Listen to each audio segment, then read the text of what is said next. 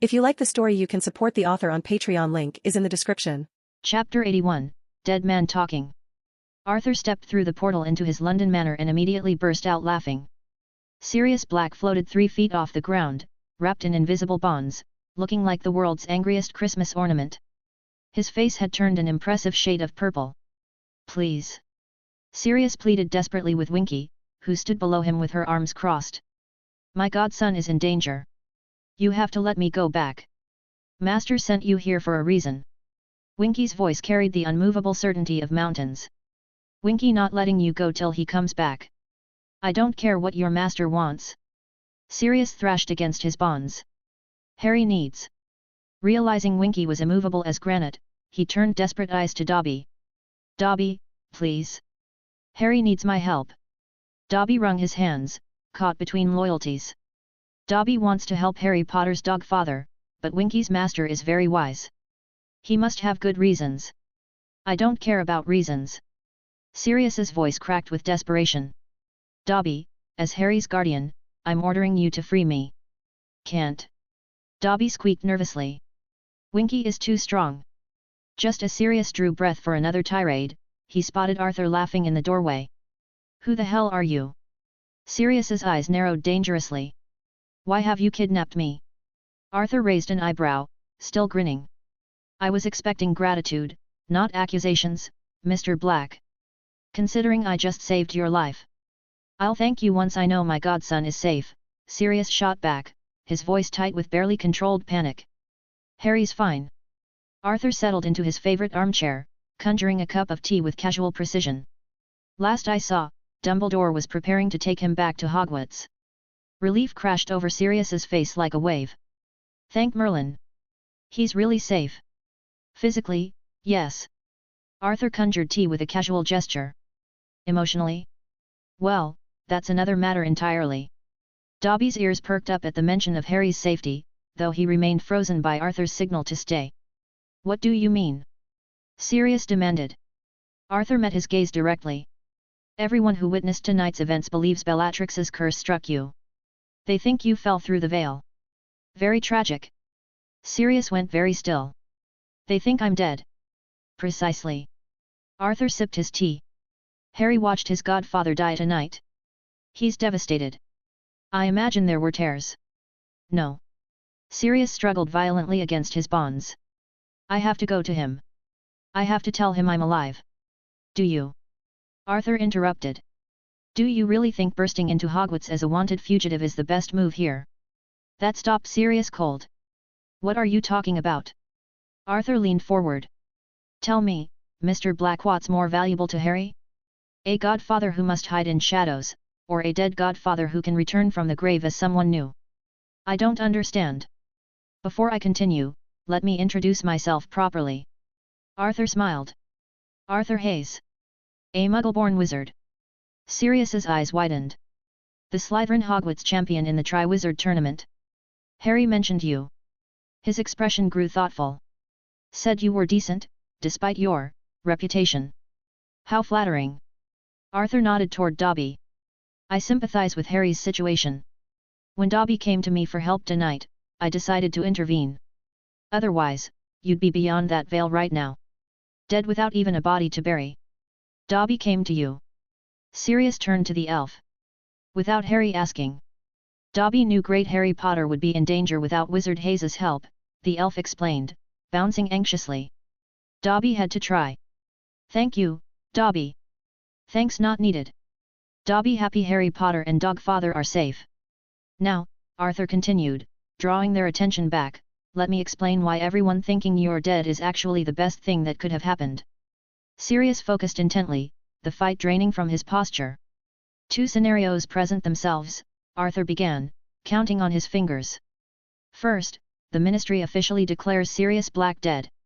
You adopt a new identity, perhaps an old friend of James Potter who's returned from abroad.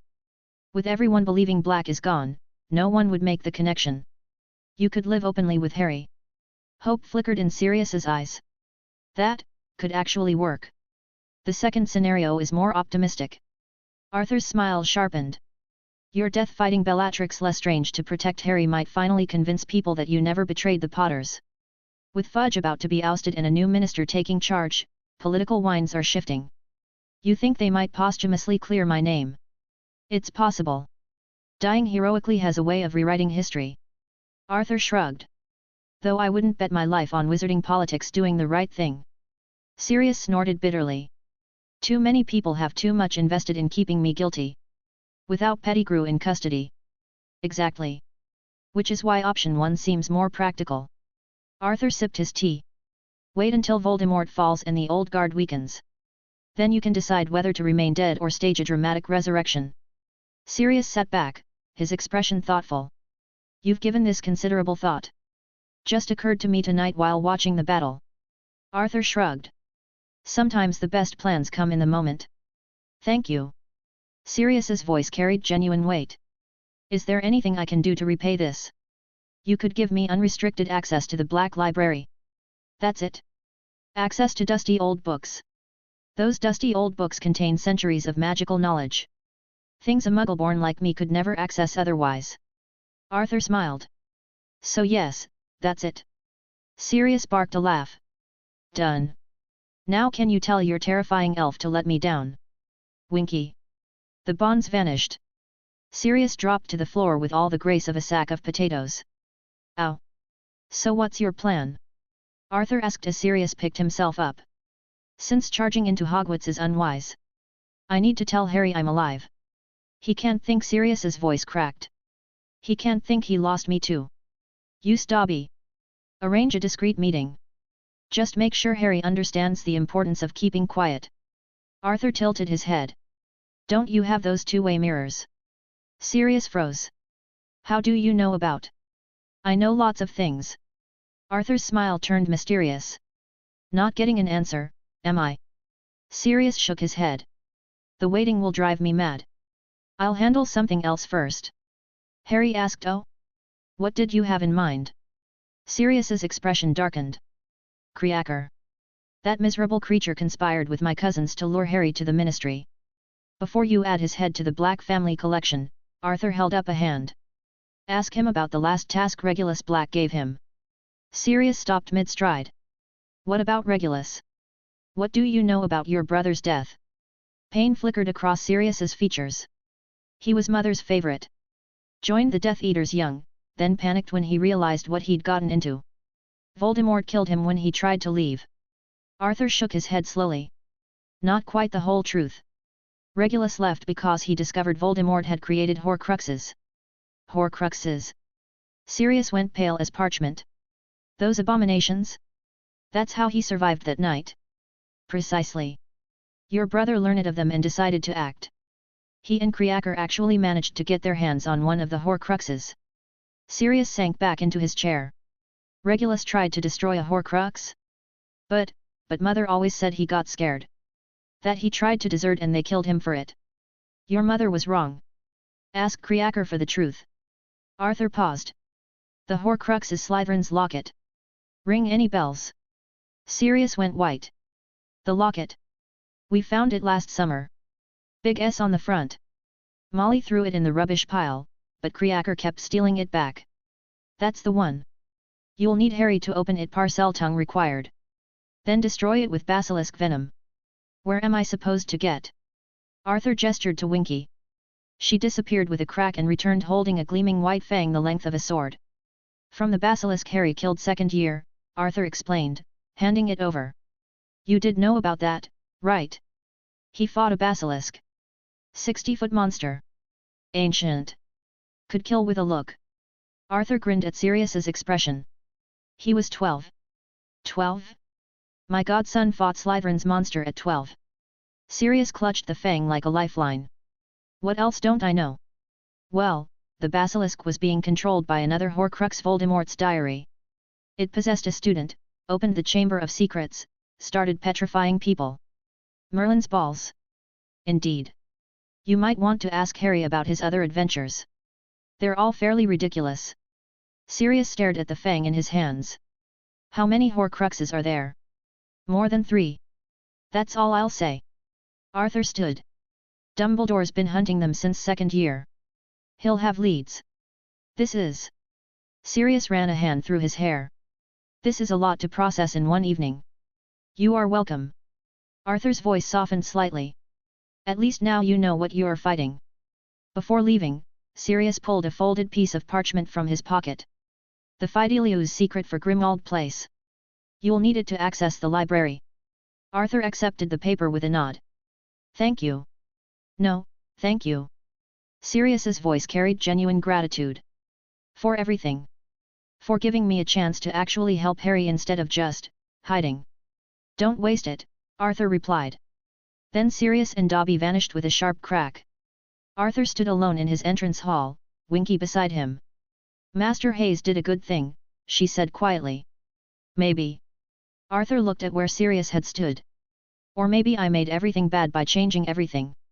The changes he made today could lead to disastrous consequences. But Arthur felt some changes were necessary. Harry deserved a father figure who could actually be present in his life.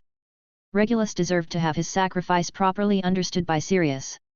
The ripples from this change in the timeline would spread, but Arthur was confident they would be positive ones. Well, mostly confident. Some changes were worth the risk. At the very least, Arthur thought wryly, with Sirius around, Harry won't be naming his son Albus Severus. What kind of name was that anyway? Chapter 82, Temporal Mechanics. Dawn mist clung to Camartage's ancient walls as Arthur completed his morning meditation. The familiar rhythm of breath and energy flow helped center him and gradually stilled his racing thoughts from last night's events. After, when he made his way toward the library, footsteps echoed behind him. Mr. Hayes. Arthur turned to find the Ancient One approaching, her expression mildly curious. Sorcerer Supreme. I heard you departed rather suddenly last evening. Her tone was casual, but her eyes missed nothing. Emergency. Arthur replied, you could say that. Someone needed my help in the wizarding world. Ah. A knowing smile touched her lips. Eventful night. You could say that. Arthur resumed walking, the Ancient One falling into step beside him. I saved a life. Ensured the prophesied child in the wizarding world will have at least one person who truly cares about him. The Ancient One's eyebrow arched slightly. Prophesied child? How intriguing. The wizarding world loves its prophecies. They have seers who receive visions of possible futures. Arthur's voice turned dry. Usually delivered in the vaguest, most unhelpful format possible. I've heard rumors of such practitioners. She sounded genuinely curious. Never met one personally. Lucky you. This particular prophecy declared a child would defeat the greatest Dark Lord of our time. Which he did as a baby, through magic nobody understands. His mother's sacrifice, apparently. And now, the Dark Lord returned. So naturally, everyone's pinning their hopes on this same child. Again. They passed a group of students practicing basic shield formations. The Ancient One waited until they were out of earshot before responding. Considerable pressure for someone so young. 15 years old. Arthur's jaw tightened. Never had a normal day in his life. One side trying to kill him, the other side molding him into their prophesied weapon. It's a miracle he's not completely broken. People become dangerously attached to prophecies. The Ancient One's voice carried centuries of experience. They forget that the future remains fluid until it becomes the present. Easy to say when you have the time stone to verify it. Arthur couldn't keep the edge from his voice. Everyone else gets one cryptic verse and builds their entire strategy around it. Oh, I can't kill the Dark Lord Mijolf, that's the boy's destiny. Better train him to do it instead. Is that what your leadership believes? Either that or senility has finally caught up with the esteemed headmaster of Hogwarts. Arthur shook his head. Though considering the state of magical Britain, it could be both. A hint of amusement flickered in the Ancient One's eyes. I take it that the British wizarding world's reputation is well deserved. That's putting it diplomatically. Though we'd be here all day if I started listing specific examples. Let's avoid that. Her tone was perfectly serious, but her eyes danced with amusement. I find extended complaints tedious. The conversation reminded Arthur of something. He reached into his robes and withdrew one of the time turners. Speaking of time and destiny, he said, holding up the device, I acquired this during last night's adventure. The Ancient One stopped walking. Her gaze locked onto the golden hourglass with laser focus. May I? Arthur placed it in her outstretched palm. She examined it like an archaeologist studying a priceless artifact. Fascinating construction. What does it do? Time travel. Backwards only, limited range, usually just a few hours. Creating alternate timelines. That's what makes these unique. Arthur leaned against a pillar. Time turners don't change the past. They complete it. Any actions you take were already part of history. You're just fulfilling predetermined events. The Ancient One's expression shifted to genuine intrigue. A closed causal loop? No branching timelines because the changes already happened. Exactly. Your present self just doesn't know it yet. Remarkable. She turned the device over, studying its mechanisms. I've never encountered temporal magic operating on those principles. Why haven't you experimented with it? Arthur accepted the time turner back with unusual care. Honestly? It terrifies me. That earned him a surprised look. Fear isn't typically your response to new magic. This thing terrifies me, Arthur admitted. There's a cardinal rule with time turners: never let your past self see you, or something catastrophic occurs. The Ancient One nodded slowly. I can imagine several reasons for such a prohibition. If your past self sees you, the causal loop risks breaking. Your past self might attack the future version, mistaking them for an enemy. Or even if they understand the situation, now they bear the responsibility of ensuring events unfold exactly as their future knowledge dictates. The pressure would be enormous, Arthur agreed. One mistake, one deviation from the predetermined path, and you create a temporal paradox. Which can have unpleasant consequences, the Ancient One finished. So why the sudden interest in temporal magic? Arthur tried for an innocent expression. Failed miserably. Well, I thought with the Sorcerer Supreme's guidance, I could experiment safely. If something goes wrong, you could consult the Time Stone and determine the necessary steps to preserve the loop. Her laugh was like silver bells. Mr. Hayes, even I cannot guarantee safety when meddling with time. But you'll let me try anyway. I won't stop experimentation. Her expression grew serious. But the instant I detect any risk of paradox formation, I confiscate every time turner you possess. Deal. The next week passed in careful temporal experimentation. Arthur discovered time turners were perfect for training. He could go back several hours, portal to a distant location, and study while his past self remained at Camartage. Like having temporary clones, each pursuing different research. Not particularly necessary at the moment, since Arthur had abundant time for his studies. But in a crisis? The ability to multiply his effective hours could prove invaluable. The more complex aspects of temporal mechanics required delicate testing. Tuesday morning, Arthur found a half-eaten apple on his desk. No memory of placing it there. Puzzled, he tossed it away. That afternoon, while testing the time turner, he passed Camartage's garden. A familiar apple hung from a tree. Understanding dawned. He picked it, took one bite, and carefully placed it exactly where he'd found it that morning. The loop closed perfectly. The most dangerous test required the Ancient One standing ready with the Eye of Agamotto. I'm going to deliberately encounter my past self, Arthur announced. Are you certain? She already knew his answer. Arthur made the conscious decision, in exactly 1 hour, he would travel back to this moment. The instant the decision crystallized, another Arthur appeared across the courtyard. His future self made eye contact, nodded once, and disappeared through a portal. 1 hour later, Arthur followed the script precisely. Travel back. Appear. Nod. Leave. No paradox. No universe-ending catastrophe. Just the deeply unsettling experience of being both actor and audience in a predetermined play. After the week of testing, Arthur felt confident in his understanding of the time turner's capabilities and limitations. He then stored the time turners away. They were useful tools, but only for emergencies. Another week passed in routine training. Arthur's mystic arts progressed steadily. His portals now opened instantly, his shields could withstand Master Hakpa's strongest attacks. His wizarding magic remained limited but grew stronger daily. During a particularly intense sparring session with Master Hakpa, Arthur's concentration fractured as familiar magic sparked against his consciousness. A monitoring charm. Arthur's concentration shattered. Years ago, he'd given Aurora an enchanted pendant decorative to observers, but designed to alert him if there was high magic activity around her. It would suggest she was in the middle of a magical fight and in mortal danger. The charm had been dormant since creation. Until now. Master Lhakpa, my apologies. Arthur was already moving. Emergency. The master frowned. Go. We continue tomorrow. Arthur didn't wait for dismissal. The crack of apparition echoed off ancient stones as he vanished. So much for leaving the wizarding world behind, he thought grimly. Twice in 2 weeks. But some connections couldn't be severed. Some debts demanded payment. And Aurora had been the closest thing to family he'd had for 7 years. The wizarding world would have to endure his presence once more. Chapter 83, Bullets and Spells.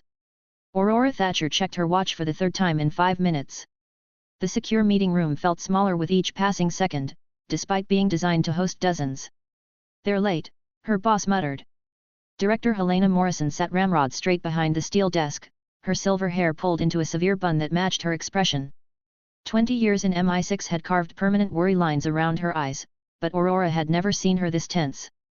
Standard operating procedure for wizards, Aurora replied. When you can teleport, schedules become flexible. Morrison's fingers drummed against the desk. How many agents do we have on perimeter? 12? Plus snipers on the roof. Aurora glanced at the security monitors. Though if dark wizards show up, we call hold back for only a few minutes at most. Better than nothing. Aurora straightened as familiar sounds echoed from outside. Multiple sharp cracks, like branches snapping in perfect synchronization. They're here. The door opened to admit Amelia Bones, looking every inch the head of magical law enforcement despite the dark circles under her eyes. Kingsley Shacklebolt flanked her, along with 3 other Aurors Aurora didn't recognize. Aurora and Amelia made eye contact, briefly a flash of recognition between old acquaintances before resuming professional masks. Morrison didn't waste time on pleasantries. The Brockdale Bridge. Her voice could have frozen flame. 27 dead. Have the perpetrators been apprehended? Amelia met her gaze steadily. Not yet. Not yet. Morrison leaned forward. A whole week has passed since the attack. I'm aware of the timeline. Amelia's tone matched Morrison's steel.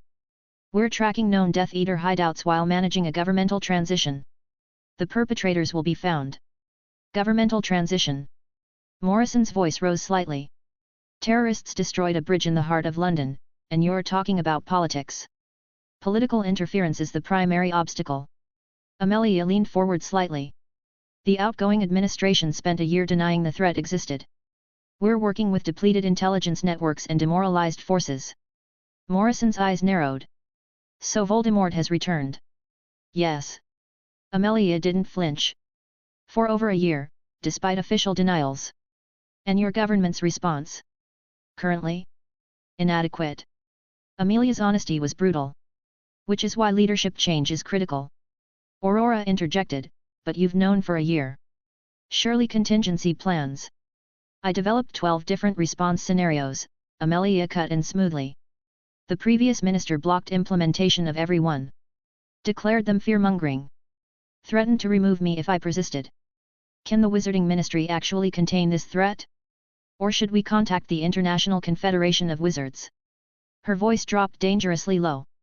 Because if not for the Covenant, we would have acted already. The way things are progressing, your world risks breaking that treaty very quickly. The threat was unmistakable. Amelia straightened, her own authority finally showing. 2 weeks. Amelia's authority finally blazed through. New leadership, emergency protocols, full aura deployment. If we fail, call the ICW yourself. Morrison studied her. You're that confident of election. I have strong support among the Aurors and neutral factions.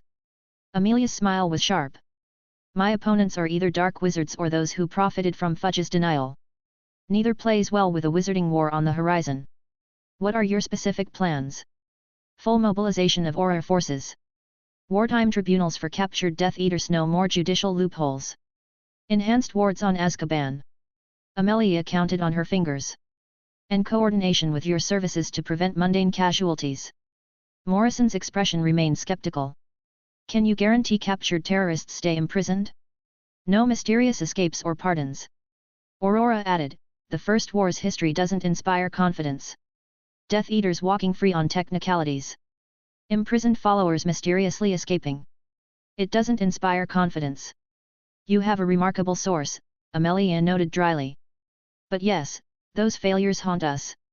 Under my administration, war criminals serve full sentences. No exceptions.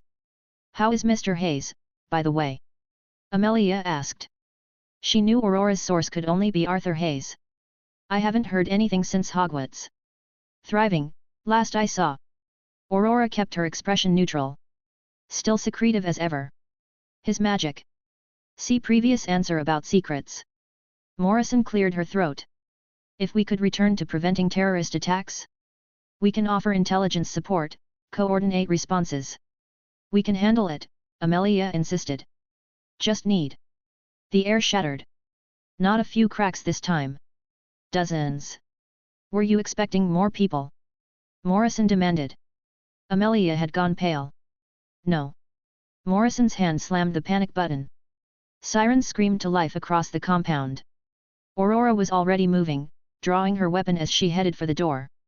Through the reinforced windows, she caught a glimpse of figures in black robes and white masks. Death Eaters, Kingsley growled. No shit, Aurora muttered. Lord Voldemort floated above the MI6 compound like a nightmare-given form. His voice carried on unnatural wind, reaching every corner of the base. Today, we cleanse this place of filth. Today, we show these muggles their proper place beneath our boots. And today, we remove a blood traitor who dreams above her station. 40 Death Eaters roared approval. Attack! They surged forward. Crack! Crack! Crack! 3 Death Eaters in the front rank crumpled. Blood spread across their robes from perfectly placed headshots. Shields! Voldemort snarled. Stone walls erupted from the earth, blocking the sniper fire. A masked Death Eater checked the fallen. Dead, my lord. The Muggles, they killed them. Rage rippled through the ranks. Muggles killing wizards? With their Muggle means? Kill them all. Curses flew like falling stars. Blasting hexes tore chunks from the building. Flames danced across walls. The compound shook under the magical assault. But the MI6 agents had trained for this. They fell back in coordinated movements, using cover effectively. And their snipers kept working. Crack! Another Death Eater down, clutching his shoulder. Crack! One more, screaming as his knee exploded. For every wall the Death Eaters created, the agents found new angles. For every curse that missed by inches, a bullet found its mark. Voldemort watched his forces dwindle with mounting fury. In the secure command center, Aurora watched the battle unfold across dozens of screens. Morrison barked orders into her headset, coordinating the defense with surgical precision. Team 3, Death Eaters advancing on your position. Fall back to Point Bravo. Sniper 2, targets approaching the east wall. All units, they're grouping for another push. Prepare. Kingsley leaned toward Amelia. Is this breaking the covenant? Muggles killing wizards. Aurora answered before Amelia could respond. Defensive action against hostile attacks doesn't violate the covenant. We have every right to protect ourselves. If we couldn't even defend our own territory, no nation would have signed the treaty.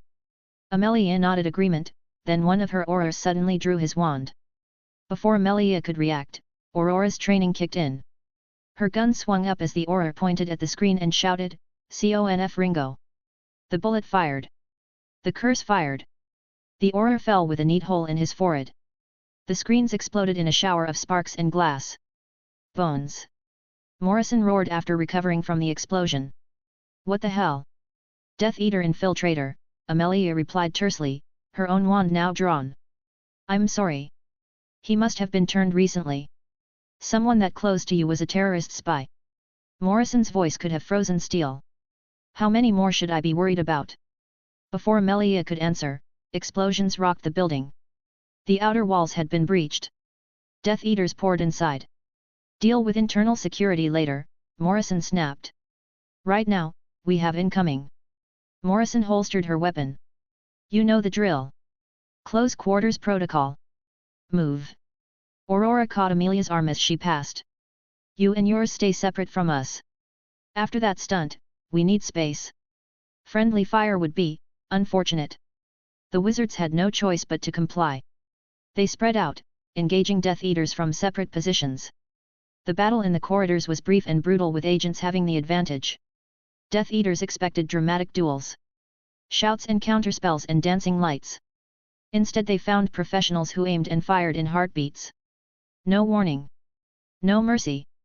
The compound's narrow hallways became kill zones. Avada K. Bang. Cruci. Bang. Bang. Within minutes, Voldemort's forces retreated, leaving bodies behind.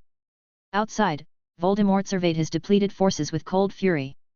40 Death Eaters had become 23. Nearly half lost to Muggle weapons. My lord, Nott gasped, blood running down his arm. Perhaps we should. Silence. Voldemort's magic lashed out, crackling through the air like lightning. You want to run? From Muggles. His voice dropped to a whisper more terrifying than any shout. No. We burn it all. Fiend fire. Everyone. 23 wands rose. Cursed flame erupted, demons and dragons and serpents of fire racing toward the compound. Voldemort himself conjured a basilisk of flame 100 feet long. Let them try to shoot fire, he hissed. Inside, the temperature spiked.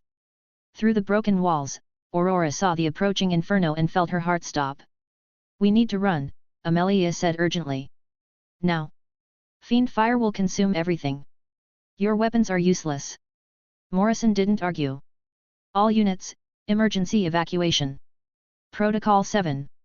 Move, move, move. The evacuation flowed smoothly. Practiced routes, trained professionals. Even facing magical fire, no one panicked. Aurors threw up temporary shields, buying seconds. Agents covered each other's retreat. They'd make it. Close, but they'd make the tunnels. Crack. Aurora spun, weapon rising toward the new arrival. Every gun in sight followed suit. Then she saw the face. Those careful blue eyes. That perpetual half-smile that suggested he knew something you didn't. Don't shoot. Aurora shouted. Not an enemy. Arthur Hayes stood amid the chaos like he'd been invited for tea. His strange robes, neither wizard nor mundane, rippled in heat currents from approaching fiend fire. Hello, Aurora, he said pleasantly. Am I late for the party? Chapter 84, The Nightmare Unleashed. Arthur's sudden arrival left everyone stunned. Aurora's heart lurched with worry, while Amelia Bones and the surrounding wizards stared, stunned, that Arthur had managed to apparate into the building despite the warding. They had sensed the wards go up the moment the Death Eaters arrived, wards that should have blocked all apparition in or out. Yet Arthur Hayes stood there, calm as a lake on a windless day. The MI6 director and his agents, relieved that Arthur wasn't an enemy, resumed their evacuation procedures without delay. What are you doing here? Aurora demanded, her voice sharp with worry. Leave, quickly. This place isn't safe. I sensed magical trouble around you, Arthur replied calmly, his tone almost infuriating given the circumstances. Is it handled? Aurora frowned. How could you possibly know that? Arthur gestured toward her neck. The pendant I gave you last birthday, it alerts me to significant magical activity around you. Her fingers brushed the delicate silver chain. This pendant? You mean, you actually care about my safety? Within reason. Arthur said with a casual shrug. You put up with me for 7 years. That earns some reciprocal protection. From magical threats, anyway. Mundane danger, you're on your own. Despite cursed fire approaching, Aurora's lips twitched. Still a brat. Amelia Bones cut in, voice urgent. As touching as this is, we need to evacuate now. We can't hold the fiend fire back much longer. Arthur turned to her with polite interest. Hello, Director Bones. Need help with the fire? She looked at him skeptically. Can you stop fiend fire? Stop it? No. Golden rings materialized around Arthur's forearms, spinning with increasing speed. But I'm excellent at giving directions. Wind exploded through the building. Not natural wind, this moved with purpose, with will. The approaching wall of cursed fire shuddered, twisted, then began flowing upward like water in reverse. Death's flames became a pillar, punching through the ceiling in a controlled eruption. Arthur rose with it. No broom. No spell they recognized. He simply lifted off the ground and floated upward through the hole his wind had carved. Impossible, someone whispered. Morrison's voice cracked like a whip. Explanations later. Evacuation now. Move. But nobody could look away from the ceiling. Outside, Voldemort and the Death Eaters who had conjured the fiend fire stared in shock as their own flames burst through the roof. They tried to regain control of the fire, but it no longer responded to their commands. Arthur's wind-based spell had overtaken their influence. From the fiery breach in the ceiling, a figure emerged, flying. Voldemort's eyes narrowed. He recognized the magic but couldn't fathom how this stranger had mastered it, magic he had painstakingly discovered and perfected. "Who are you?" Voldemort demanded. "Introductions are earned. Survive my gift first." Arthur replied coolly. "What gift?" "This." Arthur's hands moved in sharp gestures. The pillar of fiend fire compressed, twisted, became a sphere of concentrated death the size of a small house. With casual precision, he hurled it at the assembled Death Eaters. Voldemort's expression darkened. "You dare! Everyone, extinguish your fiend fire now!" Most of the Death Eaters obeyed immediately, casting the counter spell. The massive ball of fire diminished as the internal fiend fire extinguished. But not all succeeded. Some lacked the skill or cracked under pressure. The ball remained, though much reduced. Voldemort's wand became a blur. Curse after curse struck the diminished fireball, each impact reducing it further. His followers added their efforts, desperation lending them coordination. The flames died. It looked effortless, but that was because Arthur hadn't truly tried. He didn't want to kill anyone, not yet. For one, he did not want to become a wanted criminal in the wizarding world. He knew that would surely happen if he killed anyone. Another reason for not giving his best was that he knew that stepping in too far would make him responsible for ending the war prematurely, something he had no interest in doing. Voldemort was the wizarding world's problem, not his. Arthur touched down gently, applauding. "Brilliant. Though I'd expect nothing less from the great Lord Voldemort. You dare. Speak your name? I just threw your own fiend fire at you." "The name seems rather minor by comparison." Arthur's head tilted. "Unless you'd prefer Tom? Though that might ruin the whole pure-blood mystique." The silence that followed could have frozen hell. "You know far too much." Voldemort's voice had gone soft as silk over steel. "Who are you?" "Arthur Hayes." He gave a mock bow. "Pleasure to finally meet." Recognition flickered through red eyes. "The Mudblood Slytherin. Potter's rival in the tournament. Such a narrow view of my accomplishments." Arthur sighed theatrically. "But yes, that's me. My followers speak of you." Voldemort's lipless mouth curved. "They're quite eager to educate you properly." Arthur scanned the assembled forces, noting faces. Many Inner Circle members remained in Azkaban after the Ministry debacle. But Bellatrix stood among this group, studying him like a cat eyeing a particularly interesting mouse. "Speaking of education," Arthur said conversationally, "are any of their spawn here? We had such fun at Hogwarts." Silence. His gaze swept the ground, pausing on familiar features among the fallen. "Ah. Roll. Belby. Already dead." He clicked his tongue. "Killed by Muggle weapons, no less. How embarrassing." The comment struck a nerve. A massive Death Eater lunged forward, grief and rage distorting his features. "For my son. Avada Kedavra." The jet of green light shot straight at Arthur's chest. Behind him, Aurora screamed his name. It looked like the audience was here. Arthur didn't flinch. His hands moved in a precise circle, golden sparks flaring between his fingers. A portal opened in the curse's path, absorbing the spell. A second portal appeared beside the caster. The killing curse emerged and struck Roll Sr. in the chest. He toppled backward, dead before he hit the ground. "Technically suicide," Arthur observed. "The Wizengamot will have such fun with that." A stunned silence fell over the chamber. "Impossible," Voldemort whispered, staring at his fallen follower. "Not impossible," Arthur corrected. "Just magic you don't understand." Voldemort's shock morphed into fury. "Kill him!" he commanded his Death Eaters. "Kill him at all costs." Chaos erupted anew as the Death Eaters launched a coordinated assault. Curses of all colors flew toward Arthur. Arthur's hands moved once.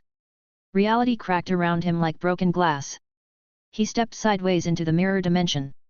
The spells passed through empty air, striking the ground where he'd stood. Smoke and debris exploded upward. Arthur's mastery over the mirror dimension and his swift, fluid movements left onlookers guessing. To them, it seemed as though every spell struck true, exploding violently against the space he occupied. Yet when the smoke cleared, Arthur stood exactly where he'd been. Unharmed. Unbothered. Bit disappointing. He brushed imaginary dust from his robes. Expected more from the Dark Lord's finest. What are you? Fear leaked into a Death Eater's voice.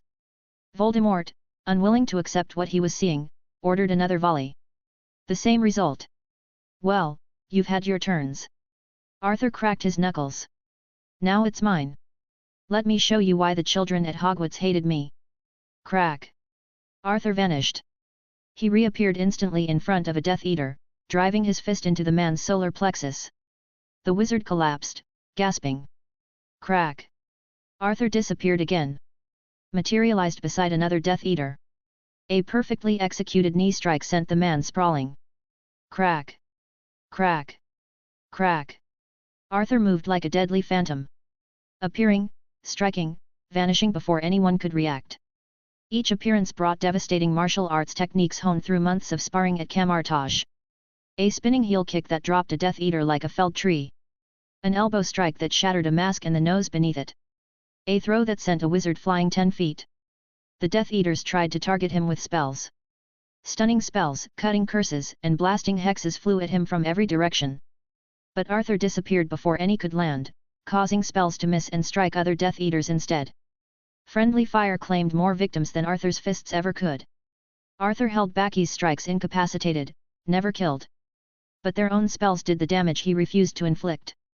One Death Eater fell with his neck twisted awkwardly from a misdirected curse. Another collapsed when a blasting hex meant for Arthur blew apart her leg. Despite the madness around him, Arthur moved like a phantom of vengeance. Calm. Calculated. Efficient. Voldemort's fury morphed into something alien fear. For the first time in years, he felt outmatched. He raised his wand, his voice trembling. What are you? You are no wizard with your weird magic and such fighting. Arthur paused mid-strike. Golden light danced in his eyes like trapped stars. Your worst nightmare, apparently. And then he apparat directly in front of Voldemort. With a blindingly fast spin, Arthur landed a thunderous kick to Voldemort's chest. The Dark Lord flew backward like a discarded toy, smashing through the compound's outer wall in an explosion of stone dust and disbelief. Arthur turned to address the remaining Death Eaters. Crack. Crack. Crack.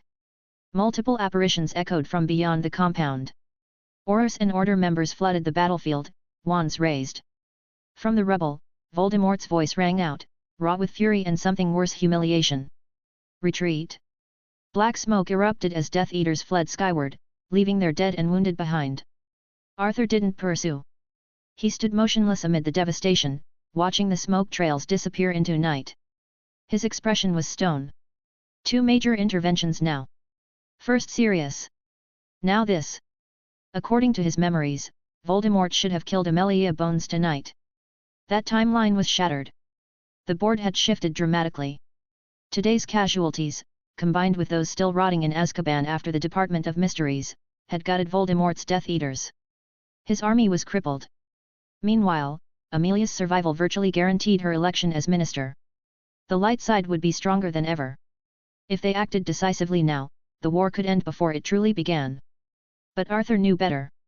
Dumbledore would call for mercy. Second chances. Rehabilitation over elimination. The old fool would handicap every advantage Arthur had just handed them. Then there were the Horcruxes. Sirius knowing about them could accelerate their destruction or create catastrophic timeline ripples Arthur couldn't predict. Too many variables. Too many ways for good intentions to breed disaster. Arthur's jaw tightened. The wizarding world had to prove it could save itself. He was done playing guardian angel to people who consistently chose stupidity over survival. His patience was exhausted. Next time, if there was a next time, there would be no restraint. No mercy.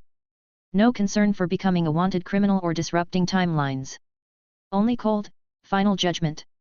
Chapter 85, Picking Up Pieces. The MI6 compound looked like a war zone. What had been a fortress of steel and concrete now stood as a hollow skeleton, its guts eaten out by fiend fire that had treated reinforced walls like tissue paper.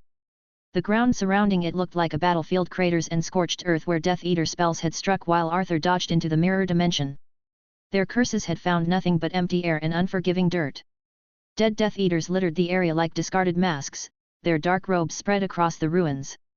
The Order members and Auror backup stood with wands drawn, uncertain. They'd arrived expecting a battle and found only cleanup duty. All eyes turned to the ranking official present, which was Amelia Bones. The group of Amelia, Kingsley, Aurora, and Director Morrison had emerged from the building when it became clear Arthur had gained the upper hand. Morrison had been smart evacuating most of her MI6 personnel during the fighting, keeping only a couple of essential agents. No point risking lives unnecessarily. Amelia's professional mask slammed into place as she surveyed the carnage. Whatever shock she felt at watching a newly graduated wizard toy with Voldemort's forces, she buried it deep. Arrest any wounded Death Eaters still breathing. Collect the bodies for identification and processing. Her voice cut through the smoke. Move quickly. We don't want Ministry cleanup crews stumbling onto this mess. As Aurora scattered to follow orders, Aurora approached Arthur, concern evident in her eyes. Are you all right, Arthur? Arthur brushed imaginary dust from his robes with casual indifference. Unharmed. Not even a scratch. Aurora studied his composed expression, shaking her head in amazement. I thought you were just bragging all those times you said you weren't afraid of anyone. You really do have the strength to back up that arrogance. Recent development. Arthur shrugged. A year back, I wouldn't have been a match for this many Death Eaters. Curiosity sparked in Aurora's eyes. What happened this past year? Arthur had no intention of revealing anything about Camartage. Let the sanctuary remain secretive, as it should. I trained more. The vague response earned him an exasperated look. Again with the secrets. Arthur gave her the expression that said he didn't care. This was who he was. Deal with it. Aurora's voice dropped, becoming more serious. I have a question though. You were playing with Voldemort and the Death Eaters, weren't you? You could have kept everyone here if you wanted to, right? Yes. Then why didn't you? Arthur's answer came smoothly. Keeping them here would have meant using lethal spells, which would have landed me in trouble. It wasn't the complete truth. He could have subdued them all without lethal force if he'd truly wanted to. But that had never been his goal. He wanted the wizarding world to handle its own problems. If not for Aurora being in danger, he wouldn't have come here at all. Even though he respected Amelia Bones, he wouldn't have risked coming here to save her if Aurora hadn't been present. He and Amelia simply weren't that close. Why would lethal means have landed you in trouble, Mr. Hayes? Director Morrison had finished giving instructions to her remaining agents and joined their conversation. Arthur turned to greet her properly. Hello, Director Morrison. It's great to finally meet you. His smile was polite but genuine.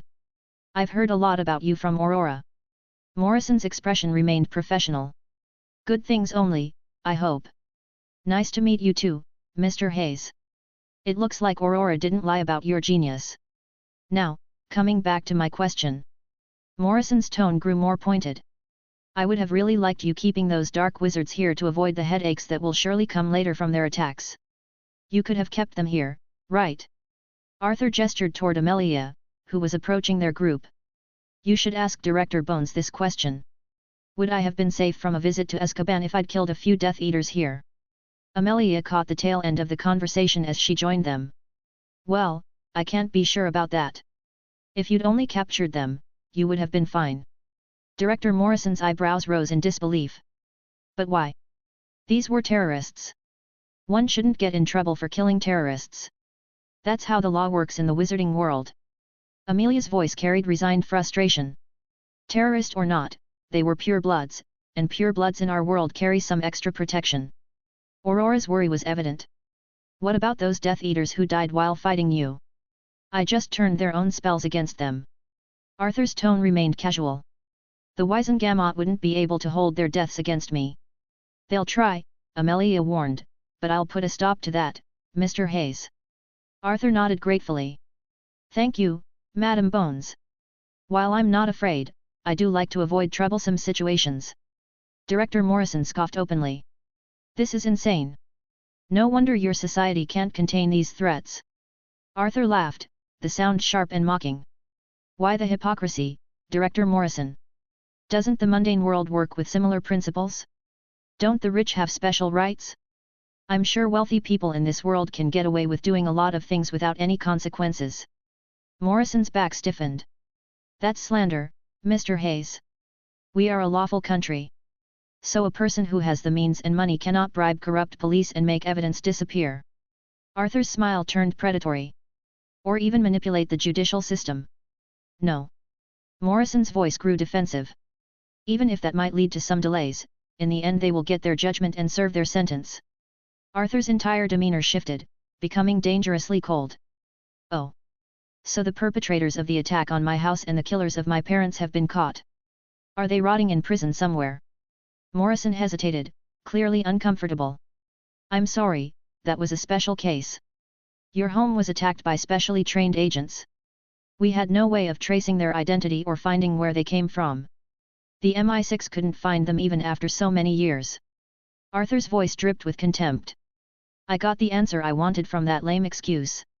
Arthur really had gotten his answer. He'd asked the question for a specific reason. Just as he'd posed it, he'd sent a careful legilimency probe into the director's Minda surface skim so light that no one would notice, not even Amelia. And he'd retrieved names. 3 names had surfaced in Morrison's thoughts. People high in the British Parliament. Heads of 3 families who held seats in the House of Lords. The investigation into the attack had led to clues that representatives from these 3 houses had met his father before the attack. They'd asked Arthur's father to handle their secret money, but he had declined their offer. When MI6 had tried to dig deeper into the connection, they'd received a call from high up the government chain, ordering them to stop the investigation immediately. Hence, no results until now. The truth, finally revealed. Arthur's jaw tightened imperceptibly. He knew where to visit next. Things weren't simple, more people were likely involved. But revenge was long overdue. And now he had the power to take it. The 3 people had no idea what was coming for them. But they would learn soon enough. Chapter 86, Uncomfortable Truths. The topic of Arthur's parents' attack had poisoned the air between them. Aurora knew how deeply that tragedy had affected Arthur. She understood why justice mattered to him so desperately. But she was helpless every time she'd tried investigating the case. Warnings came from above. Watch your step. Drop it. Forget about it. Then closer surveillance would follow until she complied. Director Morrison recognized Arthur was in the right. But people very high up were involved, untouchable people with connections she couldn't fight. Maybe after tonight, Morrison thought, studying the devastation around them. Maybe showing them what one angry wizard can do will change their minds about leaving old murders unsolved. Maybe. The tension had become suffocating when salvation arrived in a brilliant flash accompanied by a hauntingly beautiful song. Dumbledore materialized via Fox Express. The ancient wizard's gaze swept the battlefield, clearly expecting to find spells still flying. Instead, he found Aurors processing corpses in a distinctly awkward silence. Ah, he said mildly. I appear to be fashionably late. He turned toward Kingsley to get a full briefing while everyone else watched. Meanwhile, Fox surprised everyone by flying directly toward Arthur, landing gracefully on his outstretched arm. Hello, Fox, Arthur said warmly, his demeanor shifting completely. It's good to see you again. He waved his hands casually, and plump, juicy grapes appeared in his palms. Arthur fed them to Fox, who ate them happily and trilled beautiful songs of appreciation. Amelia stared in bewilderment. How did you transfigure food? Gamp's law says it's not possible. Who said I used magic? Arthur continued feeding Fox more grapes, his expression innocent. Amelia turned to Aurora with exasperation. Is he always this irritating? Always, Aurora confirmed with the weary tone of long experience. Soon Dumbledore finished his briefing with Kingsley and approached their group. It's good to see you again, Mr. Hayes. Dumbledore's eyes twinkled with familiar warmth. I never knew you had such a good relationship with Fox. Me neither, Arthur admitted, scratching the phoenix's neck feathers. But who can say no to friendship with a phoenix? Yes, indeed. Dumbledore's expression grew more serious. I heard you had quite a night, Mr. Hayes.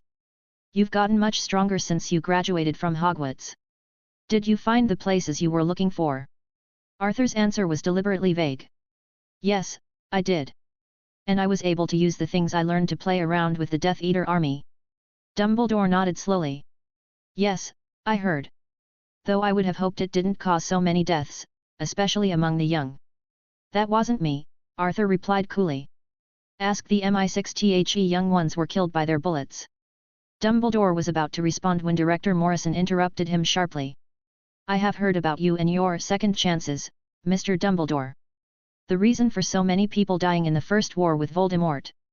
Her voice carried pure contempt. Don't try to teach me how to do things with your failed methods. Violence begets violence, Dumbledore replied calmly. A cycle that. With all due respect, Dumbledore, Morrison interrupted again, philosophical discussions can wait. We have more pressing matters. Like how dark wizards attacked an MI6 safe house without any fear of the Covenant. I will be taking this up with the ICW. Dumbledore looked remarkably calm about this threat. Arthur suspected either Dumbledore had significant influence within the International Confederation of Wizards, or the other wizards simply didn't care much about threats from Muggle governments. He felt the latter was more plausible. I am not the person to talk to about matters like this, Dumbledore said smoothly. I'm sure Amelia can discuss this with you. Morrison and Amelia moved away, seeking privacy for what would undoubtedly be heated negotiations. Aurora followed them. Now only Dumbledore, Arthur, and Fawkes remained. Has your magic returned? Dumbledore asked gently. Arthur lit his fingertip with a wordless lumos, the light unnecessarily bright. Few months ago. Still getting reacquainted. Wonderful news. Dumbledore's genuine pleasure was evident. Arthur's expression grew more pointed. So, Headmaster, have you changed anything at Hogwarts after our last conversation? Dumbledore's shoulders sagged slightly. Unfortunately not, Mr. Hayes. While your suggestions had merit and I wanted to bring in some changes, I was unable to go ahead. Control over Hogwarts was wrenched away from me by the Minister of Magic and his Undersecretary. Arthur raised an eyebrow skeptically. You let them do that, is that right? With your influence, you could have easily gotten Fudge ousted. Or were your years of being the leader of light just for show? Mr. Hayes, I am not as manipulative and powerful as you think I am, Dumbledore replied with what sounded like genuine humility. Just an old wizard who is past his prime. No, you are powerful. Arthur's voice carried conviction. I saw your battle with Voldemort at the Ministry. It was magnificent. Taught me a lot. Dumbledore's eyes sharpened with sudden interest. You were there? Is that why Mr. Blackswell has not activated? Yes. Arthur's tone grew cold. Someone asked for my help, and I saved a poor man's life. He went through a lot because the people he thought highly of did nothing to get him a trial. Where is Mr. Black now? Arthur shrugged with deliberate casualness. I just saved him, gave him a few ideas, and haven't seen him since. Don't worry, I already told him that you won't allow him to take Harry away from his relatives. Again, I am not evil, Dumbledore protested gently. His current home gives him the best protection from Voldemort.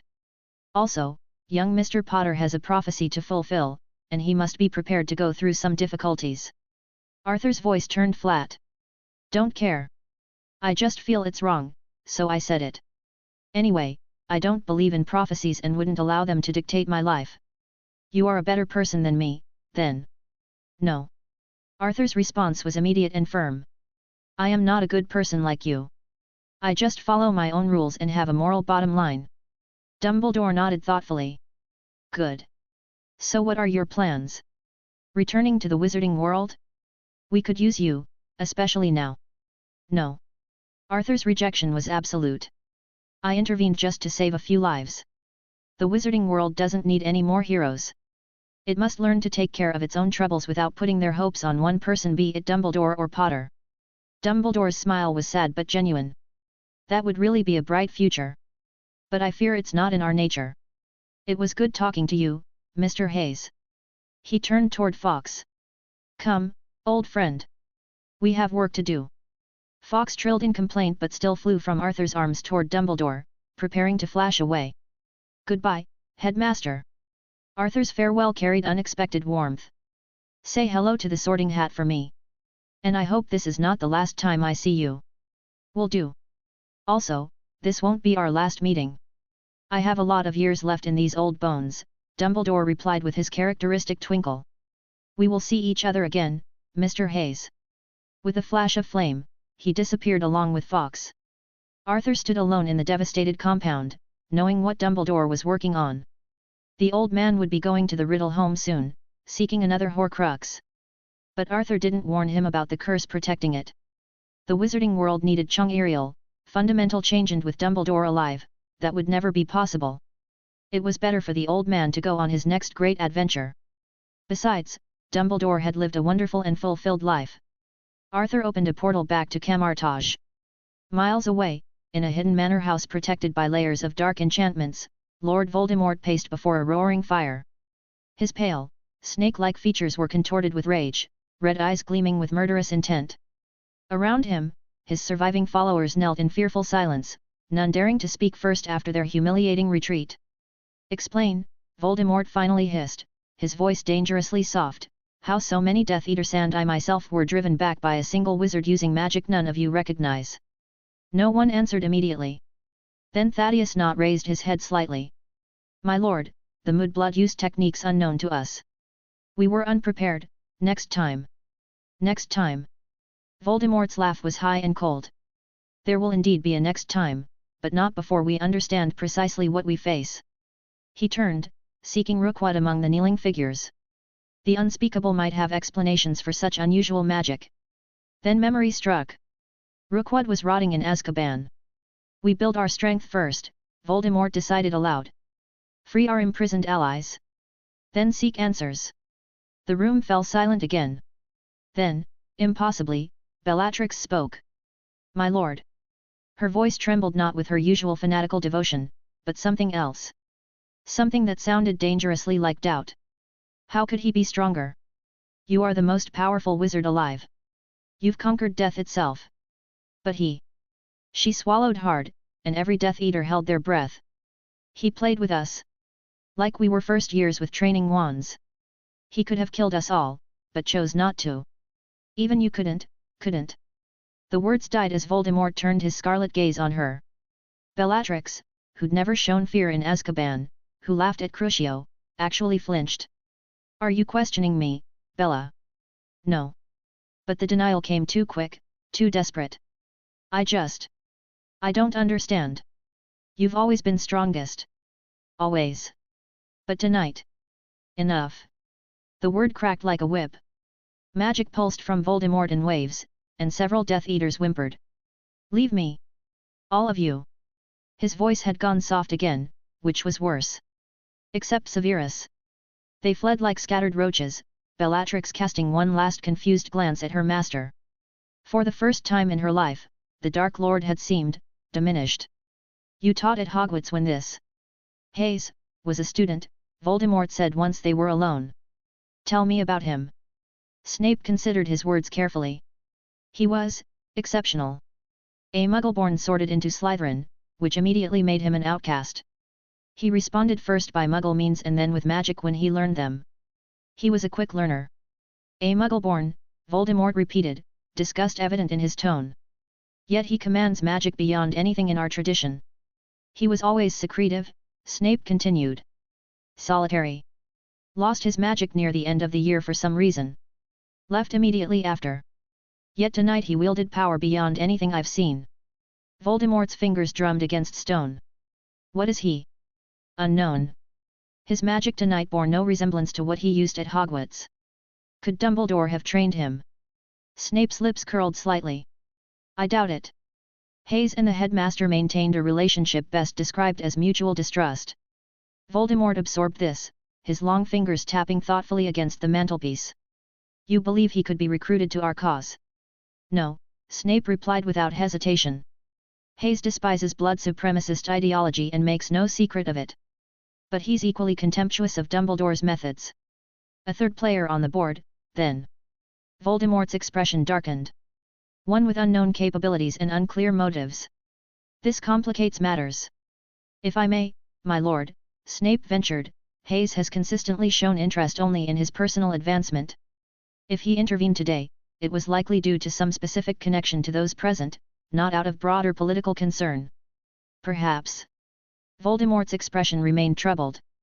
"But power like that doesn't simply appear. He learned it somewhere. From someone. Shall I investigate?" "Carefully. Very carefully." Voldemort turned from the fire. "And Severus?" Not a word to Dumbledore about my concern. The old fool doesn't need to know that Hayes rattled me. Of course not, my lord. But as Snape departed, he filed away the image of Bellatrix Lestrange, Dark Lord's most devoted follower, questioning her master's power. The foundations of faith, once cracked, never quite heal the same way. Chapter 87, Hunting Shadows. A falcon circled high above the English countryside, its keen eyes scanning the vast estate below. Manicured lawns stretched like emerald carpets around a mansion that looked more castle than home, stone towers and Gothic windows speaking of old money and older secrets. The falcon circled lower, studying the place with predatory patience. Security cameras dotted the perimeter like mechanical eyes, their lenses tracking in slow, predictable arcs. Armed guards patrolled the grounds in patterns that screamed military training. The bird completed another circuit, memorizing every detail. Then it descended toward the mansion's highest tower. With practiced ease, it landed on the stone battlements and surveyed the area. No guards on the roof. No cameras at this elevation. No witnesses to what came next. Perfect. Bones cracked and reformed. Feathers dissolved into flesh.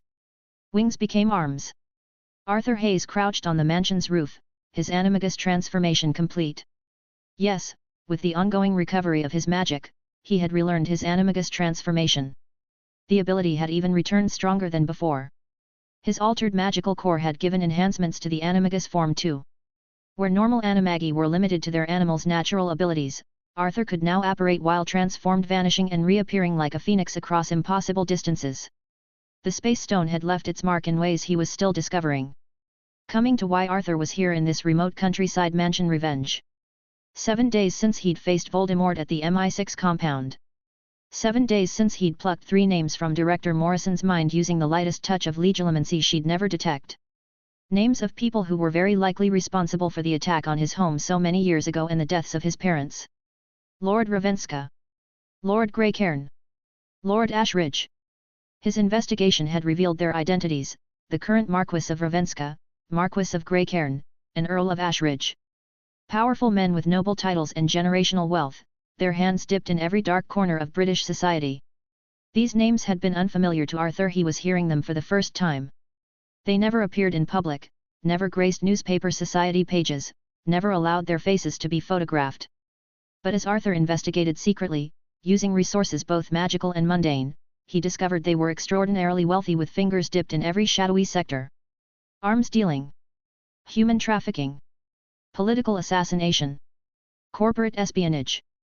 This proved to Arthur that they were not good people, and the chances were very high that they were responsible for the deaths of his parents.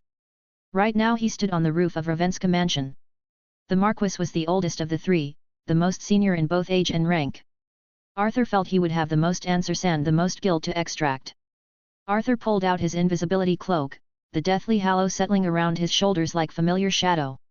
Then he raised his hands, golden energy dancing between his fingers. The stone beneath his feet separated with surgical precision, creating a perfectly round opening. Arthur floated down through the gap, mystic arts keeping him silent as a ghost.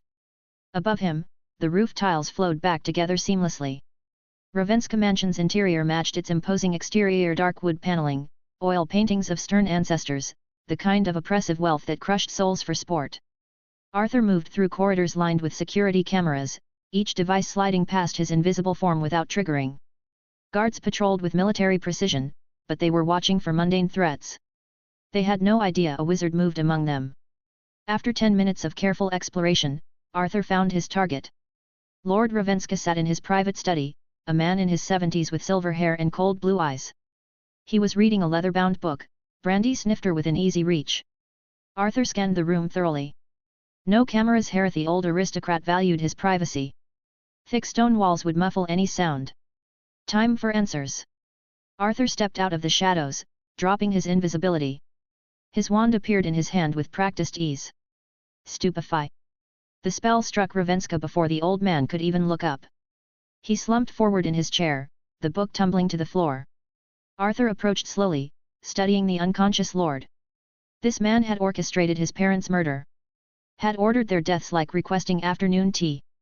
Arthur pointed his wand at Ravenska's temple, his voice barely a whisper. Legilimens. The world dissolved into memory. Arthur plunged deep into decades of crime and greed. Lord Ravenska's mind was a labyrinth of corruption, bribes and blackmail, illegal arms deals, human trafficking networks. The old bastard had spent his entire life dancing on the edge of the law, using wealth and connections to escape consequences. But there was more. Arthur dug deeper, following threads of memory toward older sins. He found what he was looking for in a conversation from the 1940s. Young Ravenska knelt before a man in Nazi uniform. "Hail Hydra," the boy whispered. His father smiled coldly. "Good. You understand our true allegiance." "Of course." Hydra connections explained everything: how this family had survived so long, accumulated such wealth, avoided justice for so many crimes.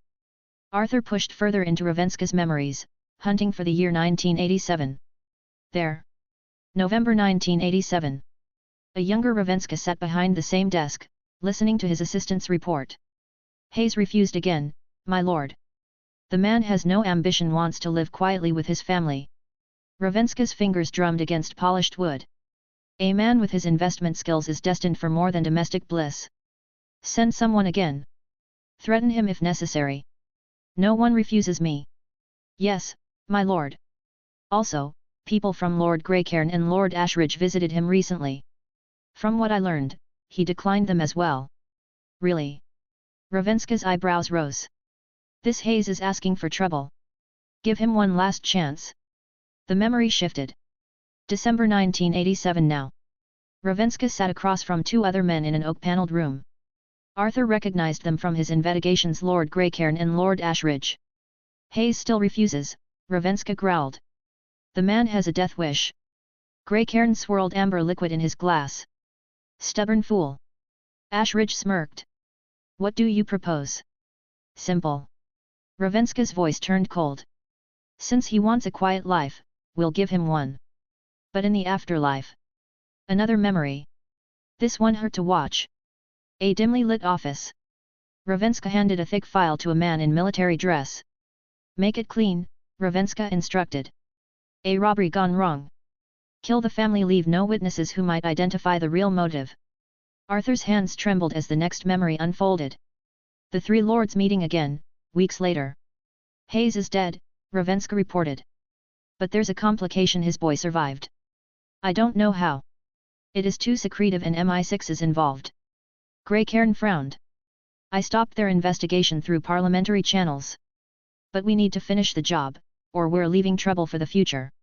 "Agreed," Ashridge nodded. "The child must be eliminated." "It's troublesome," Ravenska admitted. "He lives with an MI6 agent now. I hear rumors of supernatural involvement." "Then we must be careful," Greycairn decided. "Take out the boy before he grows up." More memories flooded through surveillance reports and missed opportunities. Ravenska's operatives had tried to find an opening, but the MI6 guard around Arthur had been constant and professional. Then the boy had disappeared entirely. Arthur watched the crucial memory unfold. An operative reporting to Ravenska about the target's vanishing. "The Hayes boy has disappeared, my lord. No trace for months." Ravenska barely looked up from his financial reports. "Good. Handle the cleanup. I don't want loose ends." The operative hesitated. "Sir, we haven't actually." "I said handle it." Ravenska waved dismissively, already focused on other matters. The operative had left, and Ravenska had simply assumed the job was done. He'd been too busy with arms deals and Hydra connections to follow up properly. Arthur realized the terrifying truth: he escaped death through sheer miscommunication. Had Ravenska's people actually found him during those early Hogwarts years, the young Arthur would have had no chance. Accidental magic couldn't be relied upon against professional killers. Arthur pulled his wand back from Ravenska's temple. The unconscious lord looked peaceful in his care, an old man enjoying an afternoon read. There in front of him sat one of the perpetrators of his parents' deaths. His revenge was so close. It would be so easy. One whispered curse. Ravenska would die thinking he'd simply dozed off with his book. Arthur raised his wand, magic crackling along its length. Then he stopped. Killing Ravenska now would be unwise. He knew this already. The covenant between wizards and muggles hung over Arthur's head like a sword. Once magic was used to kill him, or if his death couldn't be explained through normal means, supernatural involvement would be suspected. If there was any shred of evidence linking Arthur to the crime, he would face trial by a combined panel of wizards and mundanes. Arthur had read the Covenant thoroughly and knew he couldn't act recklessly now. He needed a foolproof way of eliminating the 3 influential lords while ensuring it couldn't be traced back to him. He needed a better plan. Something that would let him take all 3 without raising alarms. Something that would give him the complete revenge his parents deserved. Arthur waved his hand, golden energy flowing from his fingertips. Ravenska's recent memories blurred, burying deep beneath layers of mundane thoughts. The old man would remember reading and having tea. Nothing more. Arthur stepped back, studying the unconscious murderer one last time. Soon, he whispered. Then golden energy flowed through his hands again, and all signs of magic were cleared from the room. Now even wizarding detection methods wouldn't find any trace of his presence. After ensuring nothing was amiss, Arthur opened a portal and stepped through, returning home. Next, he needed to pay the other lords visits too. He had to understand their backing and connections to make a comprehensive plan that would eliminate all 3 while protecting him from any fallout. The hunt was just beginning. Chapter 88, The Trifecta of Villainy. Arthur stared at the 3 files scattered across his study desk, each folder thick with damning evidence. 2 days of reconnaissance. 2 days of diving into memories that would haunt normal men for life. 2 days of discovering that his father had somehow managed to piss off the worst criminal organizations on the planet. This should be some kind of cosmic joke. He muttered, rubbing his temples.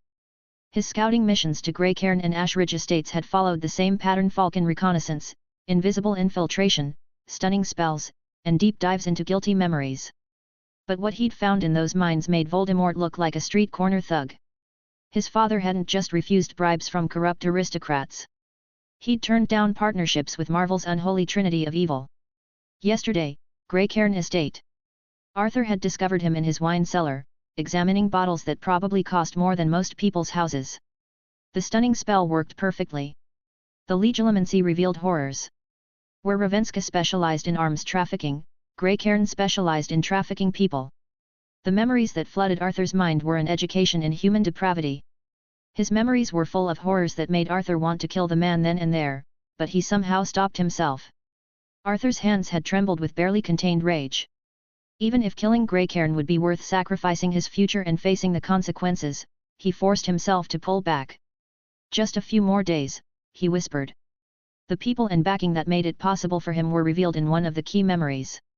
A dimly lit boardroom. Greycairn sat across from an elderly woman whose presence commanded absolute attention. The Hand appreciates your continued cooperation, Lord Greycairn, Alexandra Reed said, her voice carrying the weight of centuries. Your shipping routes have proven invaluable. Always a pleasure, Lady Reed. Greycairn's tone held genuine respect and fear.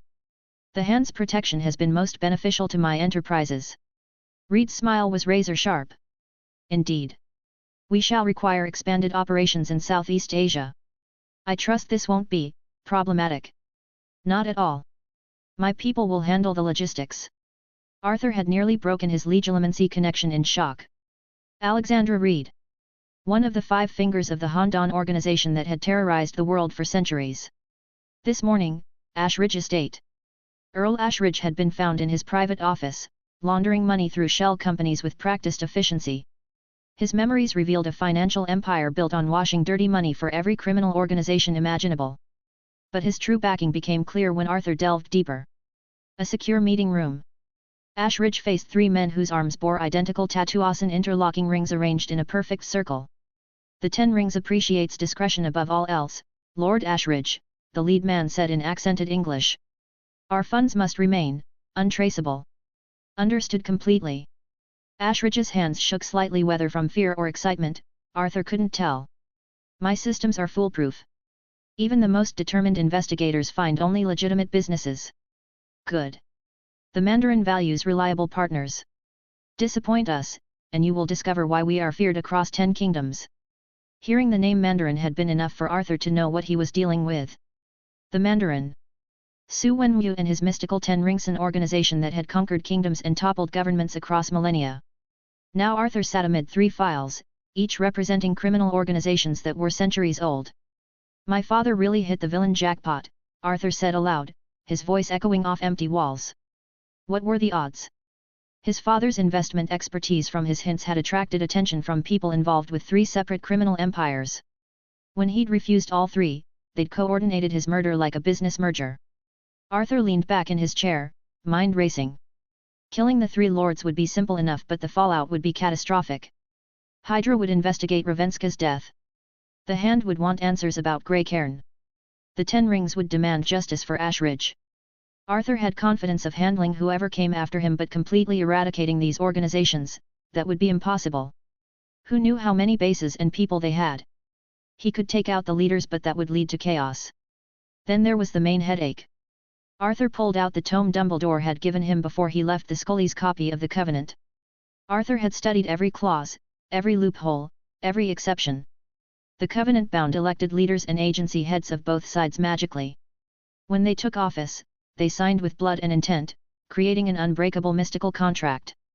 Wizards had to pursue magical criminals with all available resources. Muggles couldn't experiment on wizards or attack magical governments without cause, and vice versa. But the good thing was that the Covenant only applied to those who'd signed it, not the whole world. Arthur was not bound by it. Lower-level operatives, private contractors, and criminal organizations remained free to act as they pleased. The solution for dealing with unsigned threats was straightforward. Since all the heads of various organizations had to sign, the activities of these organizations would never be missed by them. If they learn about the crimes and don't act, they would be risking their lives. Thus there wasn't much of a loophole for Muggle governments. Things were much simpler for rogue wizards. The Muggles would need evidence, and it would lead to a trial where they would have to prove magical involvement. If such involvement could be proven, wizard manhunts could be authorized. Without evidence of magic being used, the Muggle governments could not pursue the rogue wizard. Which meant Arthur could have his revenge. He just needed perfect crimes. Deaths that looked natural or caused by Muggle enemies. No magical traces. No suspicious circumstances. The three lords would die, but their deaths couldn't point toward supernatural involvement. Arthur's fingers drummed against his desk. He had many plans in his mind, but just to be careful, he decided on a trial run first. He reached for another file, this one thinner than the others. Inside were 2 photographs and military service records. General Marcus Whitmore. Colonel David Graves. The middleman who'd actually carried out his parents' murder. 20 years ago, they'd been lower-ranking officers drowning in debt and bad decisions. Ravenska had owned them completely. One favor called in for mass murder. Now they were high-ranking military officials, their careers built on the foundation of corruption and crimes. Arthur smiled coldly. Whitmore and Graves weren't protected by criminal empires. They were just corrupt officers who traded their souls for promotions. Taking them out would be easier, and their deaths might provide valuable intelligence about the tracking methods of various organizations like MI6 and SHIELD. Plus, they deserved to die first. They'd been the ones to order the attack and send agents after his family. Arthur pulled out fresh parchment and began sketching operational parameters. The deaths had to appear accidental or result from known enemies. Terrorist attacks. Espionage operations. Gang violence. Anything except magic. The generals would die first. Their deaths would provide practical intelligence for planning the Lord's elimination. His parents would have justice.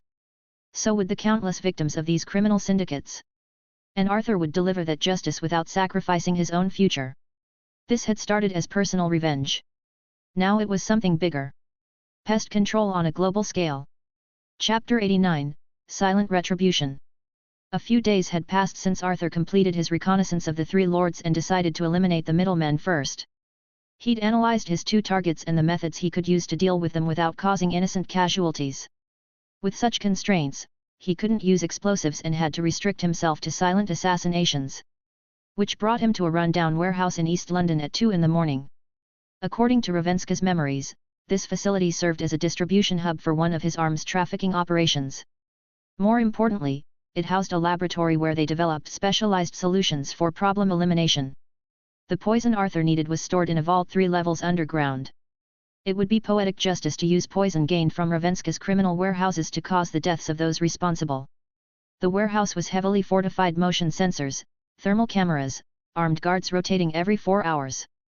For mundane thieves, it would be impregnable. For a wizard with an invisibility cloak and access to the mirror dimension, however, it was merely an inconvenience.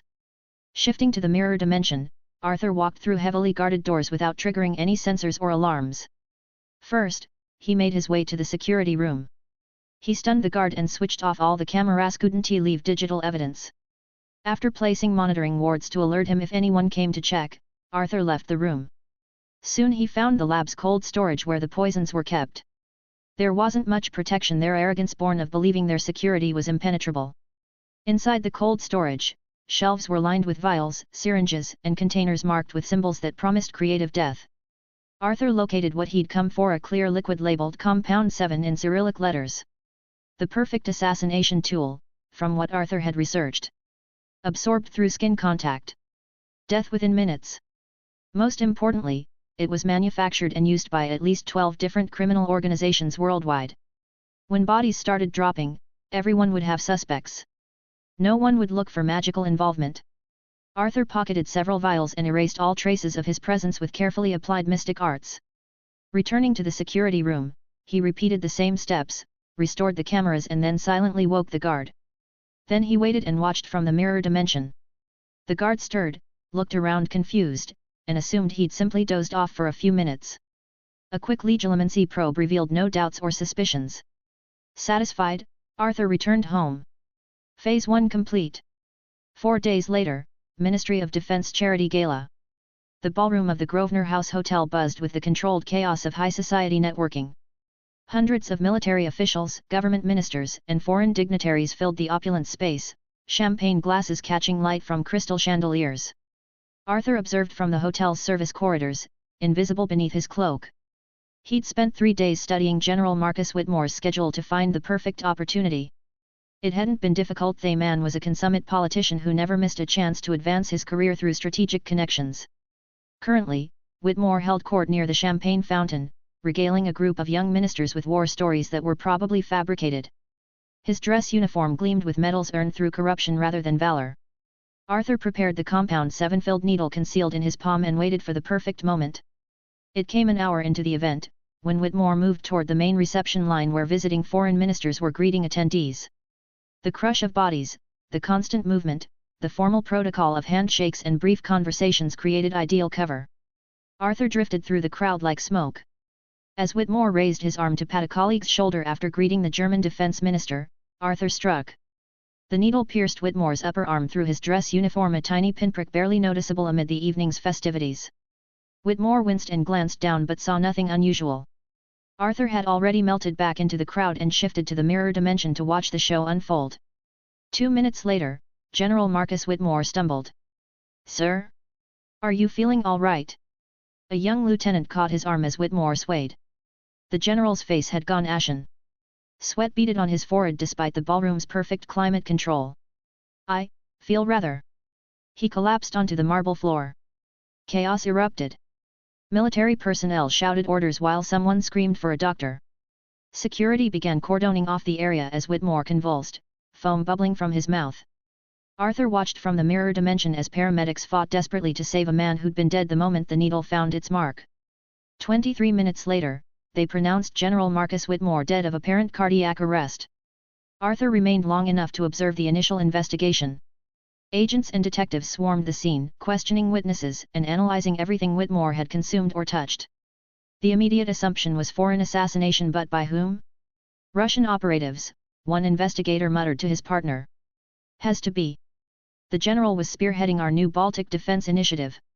Could be Chinese intelligence. Or North Korean. Hell, with his level of clearance, could be anyone. Arthur smiled beneath his invisibility. No mention of supernatural involvement. Just the natural assumption that important people had dangerous enemies. Perfect misdirection. 1 week later, Westminster Abbey. General Whitmore's funeral was a state affair befitting his rank and public reputation. The Gothic arches of Westminster Abbey filled with military brass, government officials, and foreign dignitaries paying respects to a fallen hero. Arthur found it deeply ironic that they were honoring a man who'd murdered innocent civilians for power and money.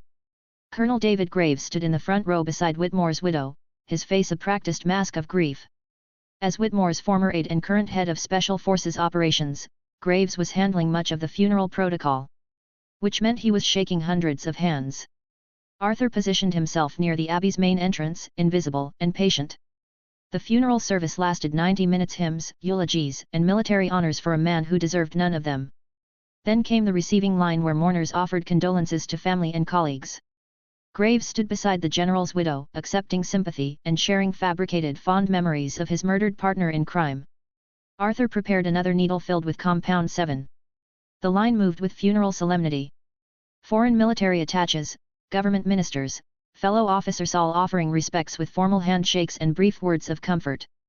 Arthur waited until Graves was greeting a delegation of representatives from foreign countries. Multiple conversations happening simultaneously, bodies pressed close together in the narrow space perfect cover for what came next. As Graves turned to shake hands with a minister, Arthur struck again. The needle found flesh between Graves' collar and neck, barely a mosquito bite amid the formal embraces and shoulder clasps. Graves touched his neck absently and excused himself to find someone to check what had bitten him. He was on guard after what had happened to General Whitmore. But he never made it to calling for help. Colonel David Graves collapsed in Westminster Abbey's main corridor, twitching and foaming exactly as Whitmore had done. This time, the chaos was even more intense. Second high-ranking military death in 8 days sent shockwaves through the entire defense establishment. Arthur observed the aftermath from the mirror dimension. Immediate security lockdown. Intensive investigations.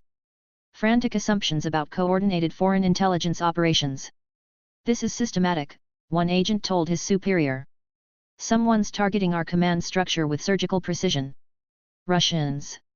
Most likely. Though it could be state-sponsored terrorism from multiple sources working in coordination. Again, no mention of supernatural involvement. The investigators were hunting for human enemies using human methods, exactly as Arthur had planned. Perfect execution. 2 weeks later, Arthur's London manor. Arthur sat in his study, newspaper clippings spread across his mahogany desk like trophies. The deaths of General Whitmore and Colonel Graves had dominated headlines for weeks, spawning parliamentary inquiries, security reviews, and international tensions as various nations denied involvement. The chaos was exactly what Arthur had expected. There was never any doubt about Wizarding World involvement. This was because General Whitmore and Colonel Graves had never dealt with the supernatural, and there was no apparent magical motive. All investigations were directed toward mundane threats.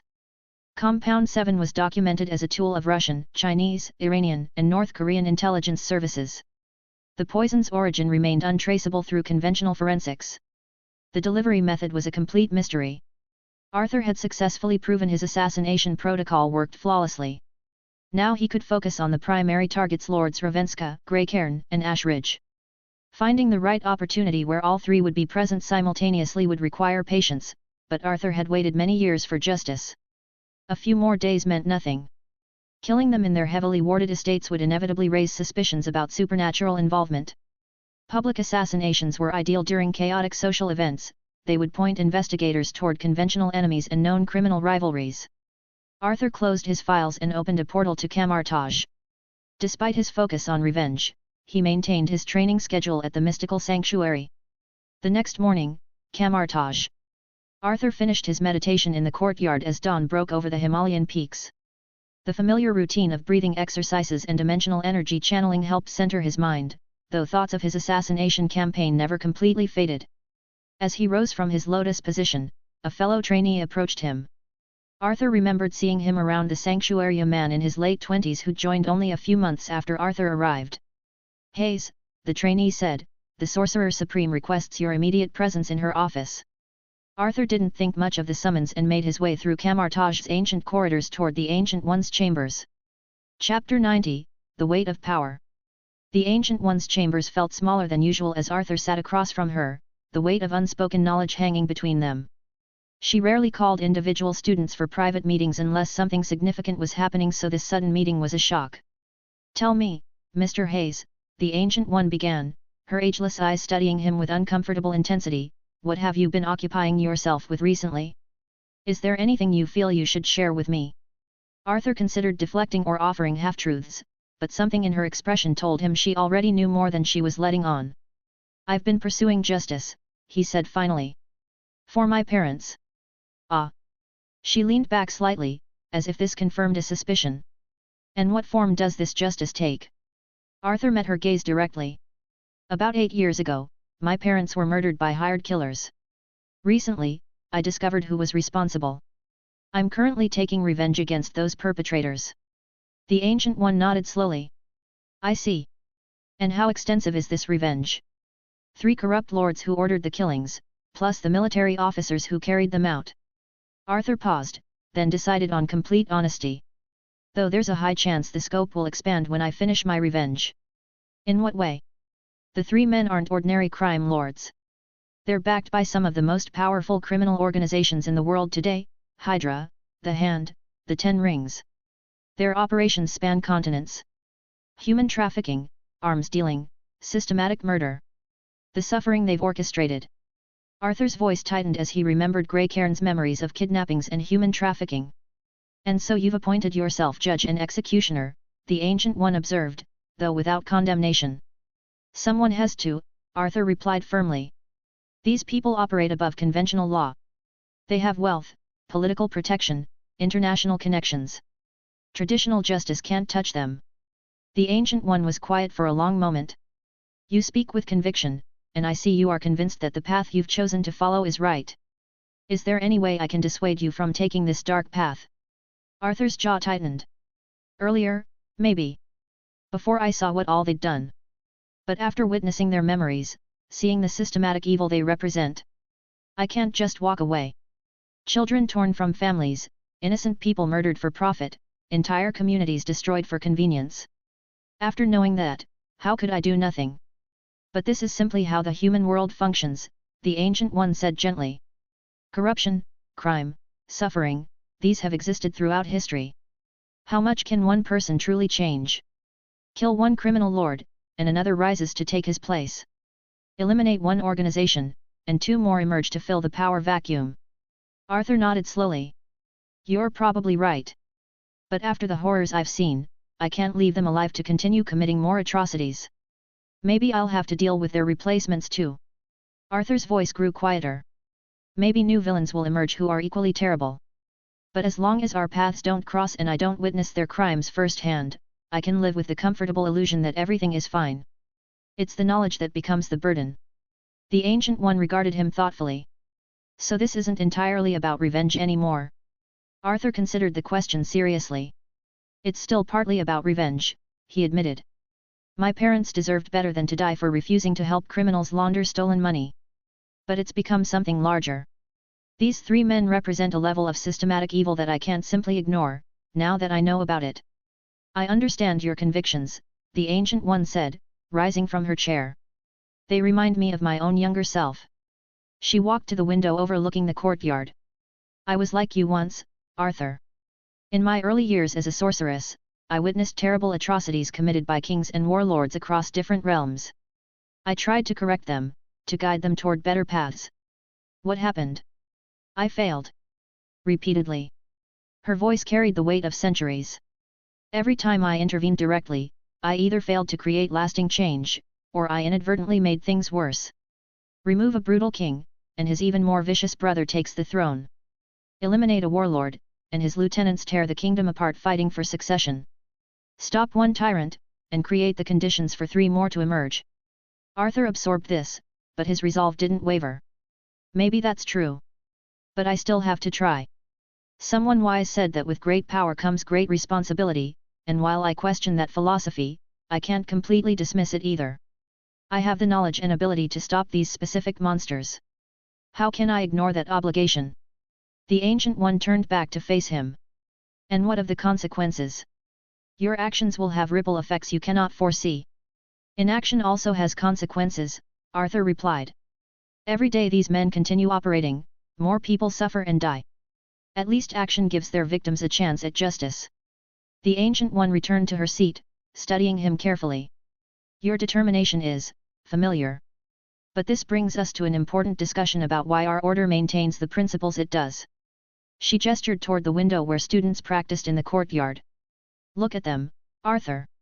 What do you see? Arthur followed her gaze. Students learning the mystic arts. Look deeper. Most who come to Camartage are lost souls. People who have suffered tremendous losses, experienced betrayals, watched loved ones die.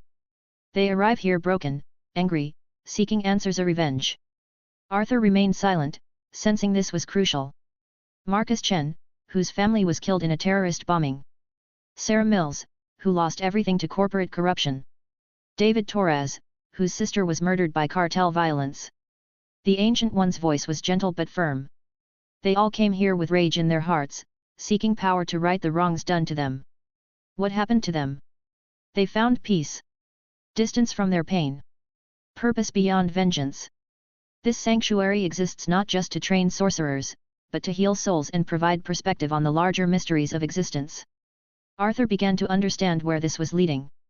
If we encouraged our students to pursue worldly justice, if we told them that mystic power should be used for personal vendettas, what do you think would happen? The Ancient One continued.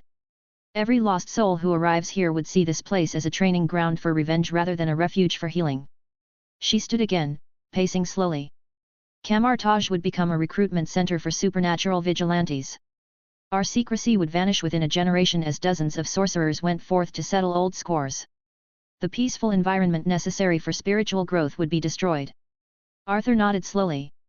And the sorcerers who genuinely want to focus on protecting the planet and understanding the universe would have their sanctuary ruined. Exactly. This place serves many purposes, Mr. Hayes. For some, it's a path to cosmic understanding.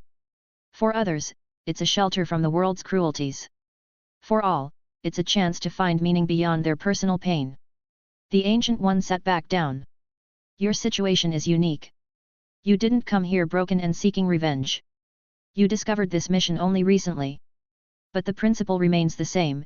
If students see that we condone using these abilities for personal justice, it changes the fundamental nature of what we offer. Arthur felt the weight of her words. He looked out at the courtyard again, seeing the students with new eyes. How many had lost families to criminals? How many had suffered injustices that would never see conventional resolution? I understand, Arthur said finally. You're not just training sorcerers. You're providing a path away from the cycles of violence and revenge that brought many of them here. Precisely. The distance from mundane affairs isn't just policy, it's therapeutic. It allows people to heal, to find perspective, to discover purposes larger than their personal pain. The Ancient One leaned forward slightly. So knowing all of this, understanding what our order represents and why these principles exist, do you still wish to continue down this path of vigilante justice? Arthur sat in silence for a long moment, feeling the full weight of the decision before him. The competing loyalties, to justice for his parents, to the victims of ongoing crimes, to the sanctuary that had given him so much, to the other students seeking peace. Finally, he looked up. You've given me a great deal to think about. This is more complex than I initially realized. I need time to consider everything you've said. Of course. Take all the time you need, Mr. Hayes. This is not a decision to be made lightly. Arthur stood and bowed respectfully. Thank you for your wisdom and patience. As he left her chambers, Arthur felt the crushing weight of an impossible choice settling on his shoulders. Back in his quarters, Arthur sat on his meditation mat, but found no peace. His mind churned with conflicting thoughts and obligations that seemed to tear him in opposite directions. On one hand, there was everything the Ancient One had explained. The Masters of Camartage and their sacred duty of protecting Earth from dimensional threats. The sanctuary's role as a place of healing for broken souls. The very real risk that his actions could expose the mystic arts to wider scrutiny, destroying the refuge that so many desperately needed. Arthur could envision the consequences all too clearly: government agencies discovering Camartage and demanding access to mystical training. People arriving with motivations far worse than personal revenge. The quiet contemplation and spiritual growth replaced by militarization and exploitation. The Ancient One was right. If students saw him using these abilities for personal vendettas, it would fundamentally alter what Camartage represented. The sanctuary would become just another training ground for those seeking power over others. But whenever Arthur tried to close his eyes and accept this logic, the nightmares returned with brutal clarity. He would see the attack on his family home, masked figures breaking down doors, his parents' terrified faces in their final moments, the helpless rage of a 10-year-old boy watching his world burn. And worse, he would dream and relive the memories from the Three Lords. Grey Cairns shipping containers filled with terrified children destined for unthinkable fates.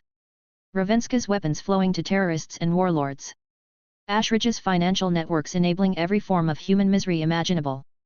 How could he know about such systematic evil and do nothing? The dilemma consumed him completely. Arthur tried meditation, but found no clarity. He attempted to focus on training exercises, but his heart wasn't in them. He considered the philosophical teachings he'd studied, but they offered no clean answers to this moral complexity. 2 days passed in this state of internal warfare. He was trapped between two impossible choices: abandon his quest for justice, or risk destroying the sanctuary that had given him purpose and peace. On the third morning, as Arthur sat staring at his untouched breakfast, a familiar soft pop echoed through his quarters. "Master Arthur!" Winky appeared, her large eyes bright with urgency. "Miss Aurora is at the manor. She wants to see you." Arthur's mind immediately went to potential complications. Had he been discovered? But then again, he hadn't left any clues, so he wasn't overly worried. Did she say what she needed? "No, Master Arthur. Only that she must speak with you urgently and could not wait." Arthur made his decision quickly. Staying here wasn't doing him any good anyway. He opened a portal to his home and stepped through. Maybe Aurora had some important news about the wizarding world. That would help take his mind off the impossible decision weighing on his shoulders. Chapter 91, The Calm Before the Kill. Arthur stepped through the portal into his London Manor's sitting room, where Aurora waited with her characteristic patience. She looked up as he appeared, her expression more serious than usual. "Aurora," Arthur said with his typical reserved demeanor, settling into the chair across from her. "Good to see you. What brings you here? Is everything all right with the wizarding world?" "Everything's fine on that front," Aurora replied, though her tone suggested this wasn't a social visit. Amelia Bones was elected Minister for Magic, as expected. Her fierce and strict actions have put a stop to the public attacks, at least. Most Death Eater activities are now restricted to secret raids on individual homes. Arthur nodded approvingly. "Good that they're taking proper measures. Any attacks spilling into the mundane world?" "None so far. Voldemort seems to be keeping a lower profile after." She paused meaningfully. "After what happened at the MI6 compound." "That's excellent news." Arthur leaned back in his chair. "So what brings you here? Want me to go finish off Voldemort while he's weakened?" Aurora's lips twitched despite the gravity of her visit. "I couldn't say no to that offer, honestly. But that's not why I'm here. I came to give you some good news." Arthur raised an eyebrow with apparent curiosity. "Good news? Tell me. Have you heard about what happened recently in Britain? In the news, I mean." Arthur shook his head. "No, I've been busy with secret magic training. Don't have time to read newspapers." "Why? Do you know General Marcus Whitmore or Colonel David Graves?" Arthur's brow furrowed in apparent confusion. "How would I know military people? And how is this related to my supposed good news?" "Listen, Arthur." Aurora leaned forward. "These are high-ranking people in the military, and they were assassinated a week ago." Arthur's expression remained blank. "And that's important to me. Why, exactly?" Aurora took a breath. "Arthur, you've asked me about the perpetrators of the attack on your house many times over the years, right?" Arthur's entire demeanor changed instantly. His eyes widened, and he sat forward sharply. "Wait, you mean these two were the ones responsible? You've known about them and they weren't in jail?" So much for Director Morrison talking about how different the mundane world is from the wizarding one. "I didn't know until recently," Aurora said quickly. "I came here to inform you as soon as I learned about this connection." "Good news indeed." Arthur's voice carried genuine excitement and relief. "Justice delivered. Better late than never." His expression darkened with satisfaction. "And thank God someone killed them. I could never have taken revenge against them, not with them being such influential people and the cursed covenant hanging over my head." He paused, studying Aurora's face intently. "So how did they die? I hope it was painful." "Poison. It looks like assassination by foreign enemies or other countries." "Professional work." Arthur's smile turned cold but deeply satisfied. "That should have been painful then. Thank you for bringing me this wonderful news." His mood brightened considerably. "Are you staying for dinner? Winky can cook some really delicious meals. Nothing like the bland food you usually eat." Aurora shook her head.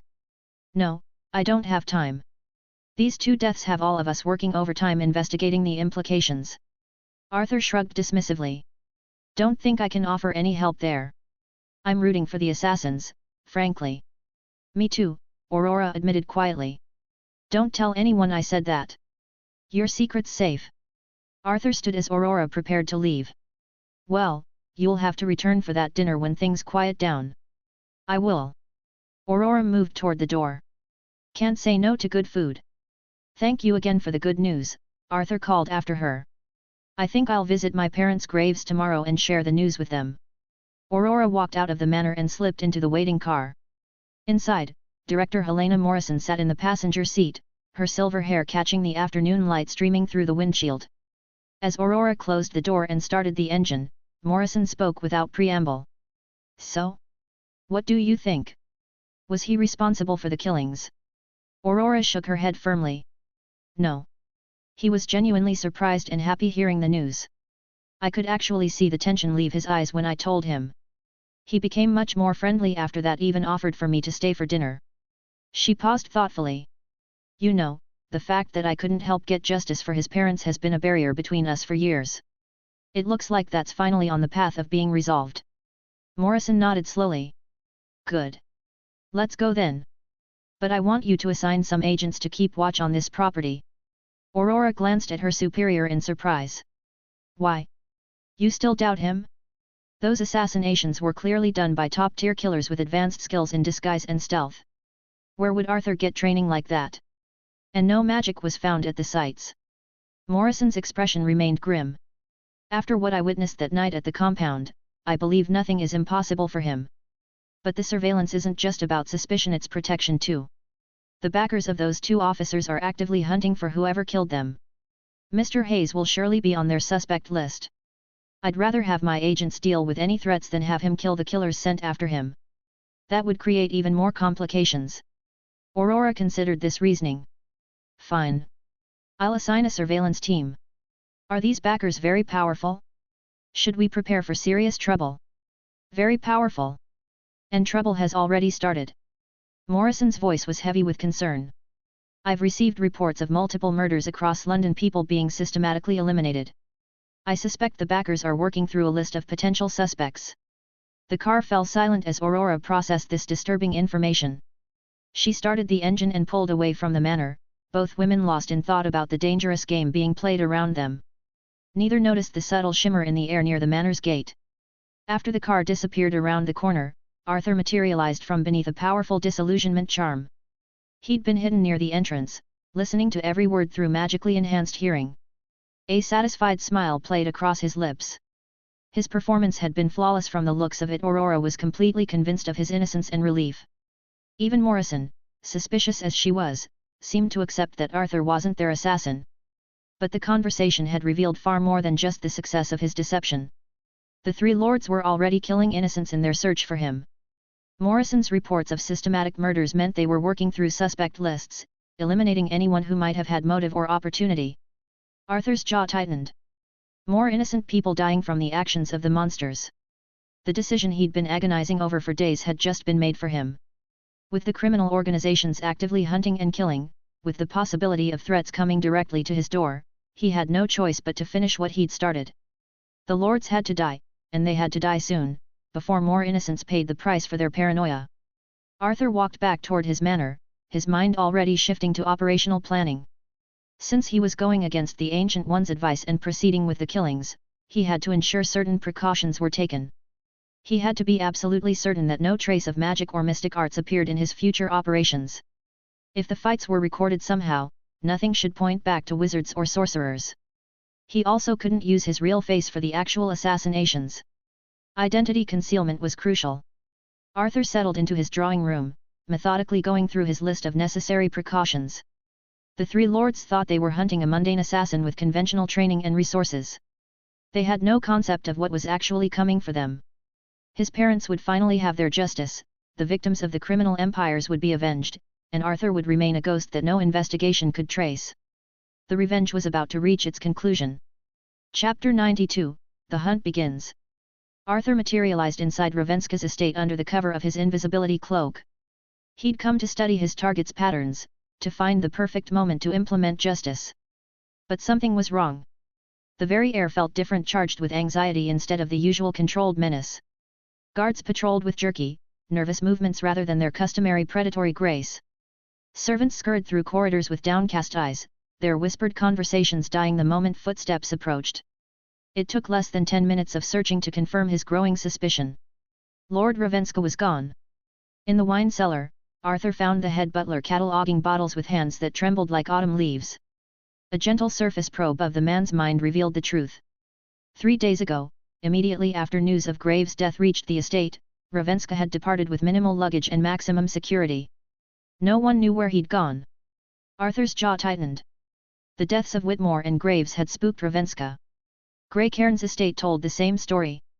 The Marquis had vanished just as completely, leaving behind only nervous staff and unanswered questions. Arthur's mental probe of the head groundskeeper revealed a similar pattern: sudden departure, tight security, no forwarding information. Ashridge's London townhouse was equally empty. The Earl had disappeared like smoke, taking only essential items and his most trusted bodyguards. All three had fled within hours of each other. Back home, Arthur understood that he had taken these three lords too lightly. They hadn't survived decades in the criminal underworld through luck or brutality alone, they possessed the intelligence and paranoia necessary to recognize threats before they became fatal. They'd somehow connected the dots between the military assassinations and taken precautions to ensure their safety. Smart? Unfortunately for them, not smart enough. For any other wizard, finding three missing lords would have been nearly impossible. Three powerful men with unlimited resources could vanish into a dozen countries, protected by layers of false identities and criminal networks spanning continents. Unfortunately for them, they were dealing with someone who possessed capabilities beyond ordinary wizards, a wizard who was also a sorcerer proficient in the mystic arts. Arthur pulled out 3 items he'd acquired during his earlier infiltration: saw a monogrammed letter opener from Ravenska's desk, a vintage cufflink from Grey Cairn's dresser, and an antique fountain pen from Ashridge's collection. Personal items that had been in close contact with their owners. If the locating spell could find Odin himself when Doctor Strange needed to locate him for Thor and Loki, then tracking 3 human lords would be child's play. Arthur began with Ravenska's letter opener, weaving the complex mystical patterns required for long-distance location magic. Soon he had the coordinates crystallizing in his mind. With one portal, he could reach wherever Ravenska had hidden himself. However, before doing that, Arthur decided to check where the other 2 lords were. Grey Cairn's cufflink produced the same result. Same coordinates. Ashridge's fountain pen confirmed what Arthur already suspected. All 3 lords had fled to the same sanctuary. Arthur opened a portal and stepped through, emerging on a windswept cliff overlooking the target location. Their stronghold was impressive, a modern fortress built into the island's natural rock formations, bristling with guard towers, weapon emplacements, and surveillance equipment. This wasn't some hastily assembled hideout. This was a prepared bolt hole, designed and constructed over years for exactly this kind of emergency. Arthur had no way to sneak inside the place, as he could not access it through the mirror dimension as the walls were sealed. Even after waiting around for some time, he saw nobody coming outside or going inside. He couldn't use that opportunity to sneak in either. He frowned. It looked like he'd have to barge in using the old-fashioned brute force approach. Before attempting that, Arthur decided to scout the place thoroughly, just to be careful. He spent the next hour circling the island's perimeter, mapping every defense. What he discovered earned grudging respect for his opponent's thoroughness. The fortress wasn't just physically impregnable, it was also magically warded. These lords had partnered with wizards. Arthur remembered glimpses from the lords' memories, brief images of hooded figures speaking in accented English. At the time, he'd dismissed them as minor details. Now those fragments took on new significance. The 3 lords had allies in the wizarding world. Dark wizards who operated outside the Covenant's restrictions. Arthur's smile turned predatory as he completed his reconnaissance. The fortress was a genuine challenge, professionally defended, magically protected, and staffed by soldiers who knew their business. With backing from Hydra, the Hand, and the 10 Rings, there would undoubtedly be more surprises waiting inside. It was going to be a real fight, and Arthur was excited to begin. Deep within the fortress, in a secure conference room lined with both electronic countermeasures and magical protections, 3 of Britain's most powerful criminal lords sat around a polished oak table. The atmosphere was thick with tension and barely controlled frustration. Lord Ashridge slammed his crystal tumbler onto the polished table, amber whiskey sloshing dangerously close to the rim. "This is intolerable. We've been cowering in this concrete tomb for 3 days while some phantom assassin runs free. Where is the movement? Where is the evidence that this mysterious enemy is even targeting us?" "Your impatience is noted, Ashridge, but hardly helpful," the Marquis of Ravenska replied with forced patience. Every piece of evidence points to us as the intended targets. Ashridge's hand tightened around his brandy snifter. Then who is this enemy of ours? I despise this running and hiding. It should be the other way around, they should be fleeing from us. Lord Greycairn nodded agreement. I concur entirely. But I must ask again, are we absolutely certain that the disorientation and memory gaps we experienced were the result of wizard intervention and not side effects of the medications we've been taking? A figure in a deep hood spoke from the shadows at the table's far end, his American accent cutting through the room's tension like a blade. I've confirmed it beyond doubt, gentlemen. A wizard invaded your minds. I have conducted thorough examinations and double-checked my findings. Greycairn leaned forward, his aristocratic features sharp with concentration. I appreciate the confirmation, North, but what confounds me is the restraint our enemy has shown. If this wizard possessed the skill to reach us undetected in our own homes, why are we still breathing? Does this suggest his enmity was with Whitmore and Graves specifically, not us? If so, aren't we wasting valuable time cowering here? A reasonable concern, Ashridge agreed. Though why he would need to read the memories of all three of us still confuses me considerably. Ravenska drummed his fingers against the table. I believe the answer lies in the Covenant. Our mysterious enemy fears magical law enforcement, it's the only explanation for such elaborate methodology. He went to extraordinary lengths to eliminate even Whitmore and Graves through mundane means rather than simple magical assassination. Wouldn't you agree, North? The hooded wizard nodded slowly. Absolutely. Standard protocol would be pathetically simple: apparate within range, cast the killing curse, vanish before anyone can react. Efficient and untraceable. Which explains why half the world's Aurors are hunting you, Greycairn observed with acidic amusement. Your disregard for the Covenant has made you quite popular among law enforcement. North's chuckle held darkness that would have chilled lesser men. And yet, despite their best efforts, they remain laughably ignorant of my whereabouts. Their incompetence borders on the insulting. So why is this other wizard being so cautious? Ashridge pressed. Such elaborate schemes seem almost timid. Unknown, North admitted.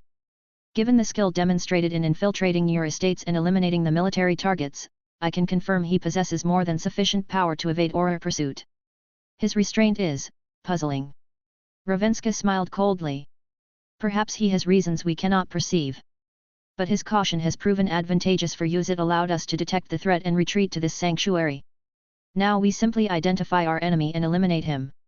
Or better yet, expose his identity and let the wizarding authorities handle him for murdering one of us. Yes, and we shouldn't need to wait much longer, Greycairn said with satisfaction. Our list of common enemies is remarkably short, given how thoroughly we've eliminated loose ends over the years. I've already identified a primary suspect. Ashridge raised an eyebrow.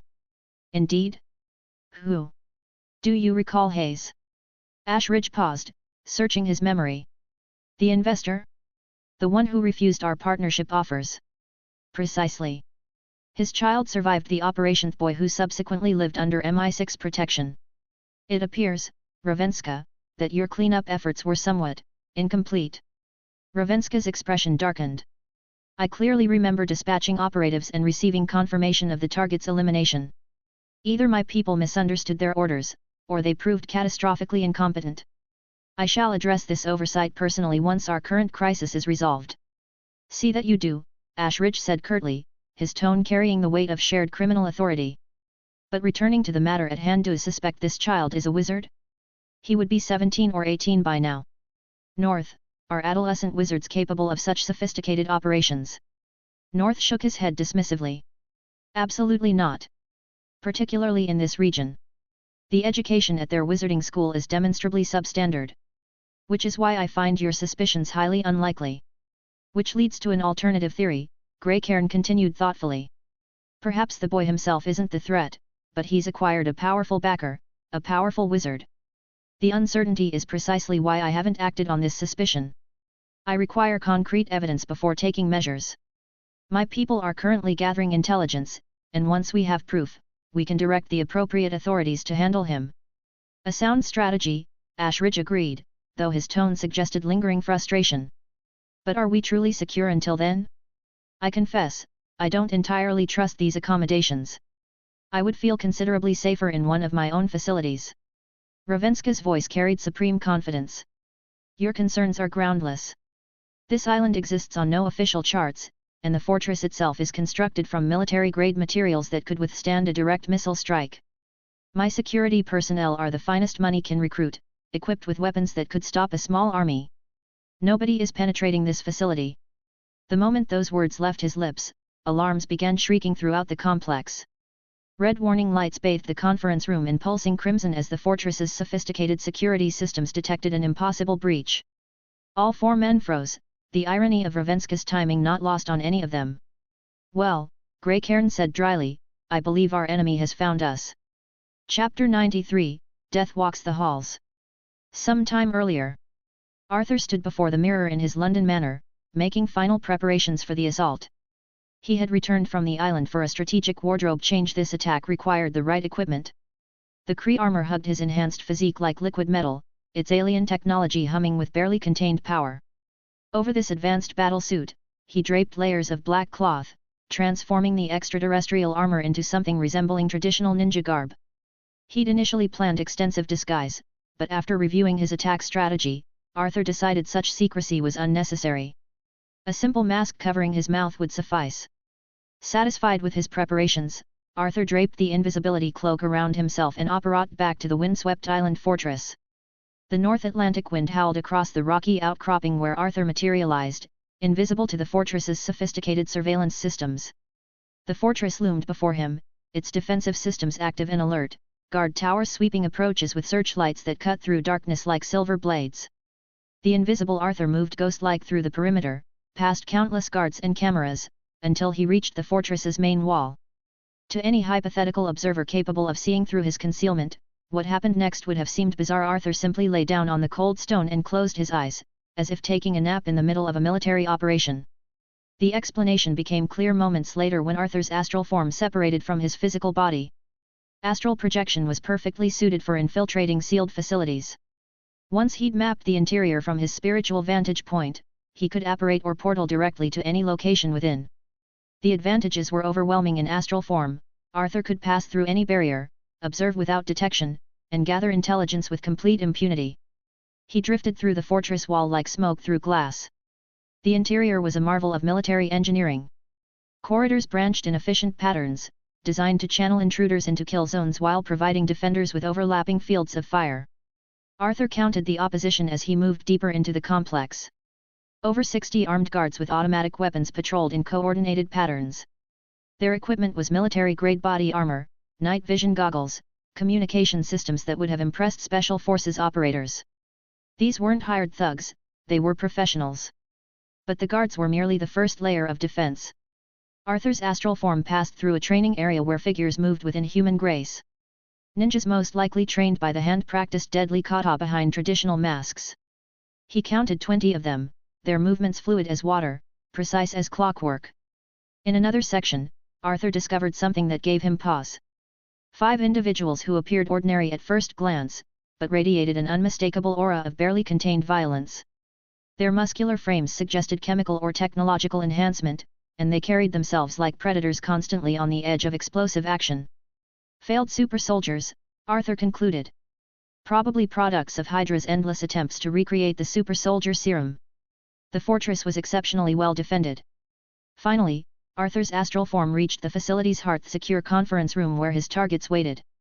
There he also found the wizards he'd expected after sensing the magical wards protecting the complex. 3 black-robed figures occupied the chamber. 2 sat silently behind their apparent leader, who was actually engaged in conversation with Arthur's targets when the astral form arrived. Arthur listened with growing amusement as the 3 lords attempted to rationalize why he hadn't attacked yet and what his motivations might be. The fact that they'd narrowed their suspicions to him so quickly was mildly surprising given their extensive criminal careers. The 3 should have accumulated numerous enemies, any number of whom could have been Muggle-born wizards seeking revenge. But their deductive accuracy wouldn't save them. They suspected him, but they had no conception of what he had become. From his astral vantage point, Arthur possessed complete intelligence about the stronghold's layout and defenses.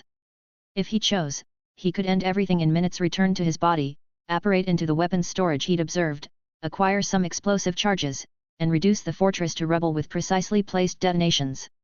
The lords wouldn't even have time to notice anything or feel pain. This was the reality.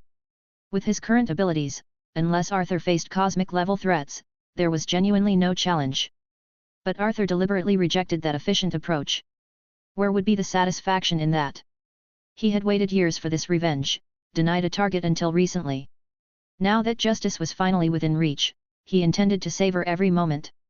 These men had destroyed his family, murdered countless innocents, and built empires on systematic suffering. They deserved more than a quick death, they deserved to experience the full emotional journey of their destruction. Confidence, denial, then growing fear, and finally agonizing death. Only that progression would constitute worthy justice. Time to provide them with a proper demonstration. Arthur's astral form snapped back to his physical body with jarring suddenness. He opened his eyes, pulled himself upright, and apparat directly into the fortress's weapons storage. The room resembled a terrorist's fever dream: assault rifles, explosives, ammunition, and equipment that belonged in military armories rather than private collections. Arthur extracted one of his enlargeable pouches and began systematically looting everything useful. This was like raiding a military facility, but better equipped and without any risk. Items that would prove immediately useful went into a separate, easily accessible pouch. Grenades disappeared into the convenient storage, followed by various swords that caught his attention. Arthur had trained extensively with bladed weapons at Camarta, not from necessity, but because he'd always found swordplay more to his liking. He preferred it to bare-handed combat. Now that training would serve a practical purpose. With the weapons secured, Arthur apparat to his next target, the security room. 2 guards sat before banks of monitors showing feeds from throughout the fortress. They were professionals, alert and ready, but they were also human. Arthur materialized behind them with 2 katanas already in hand. The kills were swift and silent. Before either guard could cry out, steel found flesh, and they slumped forward over their controls. Arthur pulled pins from several grenades and tossed them around the room, then apparat to the adjacent data storage facility where all the security recordings were kept. More grenades followed, ensuring that any documentation of the coming massacre would be completely destroyed. The explosions echoed through the fortress like thunder, and alarms began screaming immediately. Arthur smiled as he apparat one final time, materializing in the fortress's main entrance hall just as emergency lights bathed everything in hellish red. Time for the fun part. Guards poured into the entrance hall from 3 different corridors, weapons raised and ready. When Arthur suddenly appeared in their midst, a black-clad figure wielding twin katanas, their training kicked in immediately. To their credit, they recovered from surprise quickly. Someone had briefed them about supernatural threats. Unfortunately for them, being prepared and being capable were 2 very different things. Arthur moved like liquid death. His first strike took down the nearest guard before the man could squeeze his trigger. The second katana found another target as Arthur spun, the blade cutting through tactical armor like tissue paper. Gunfire erupted, but Arthur was already gone.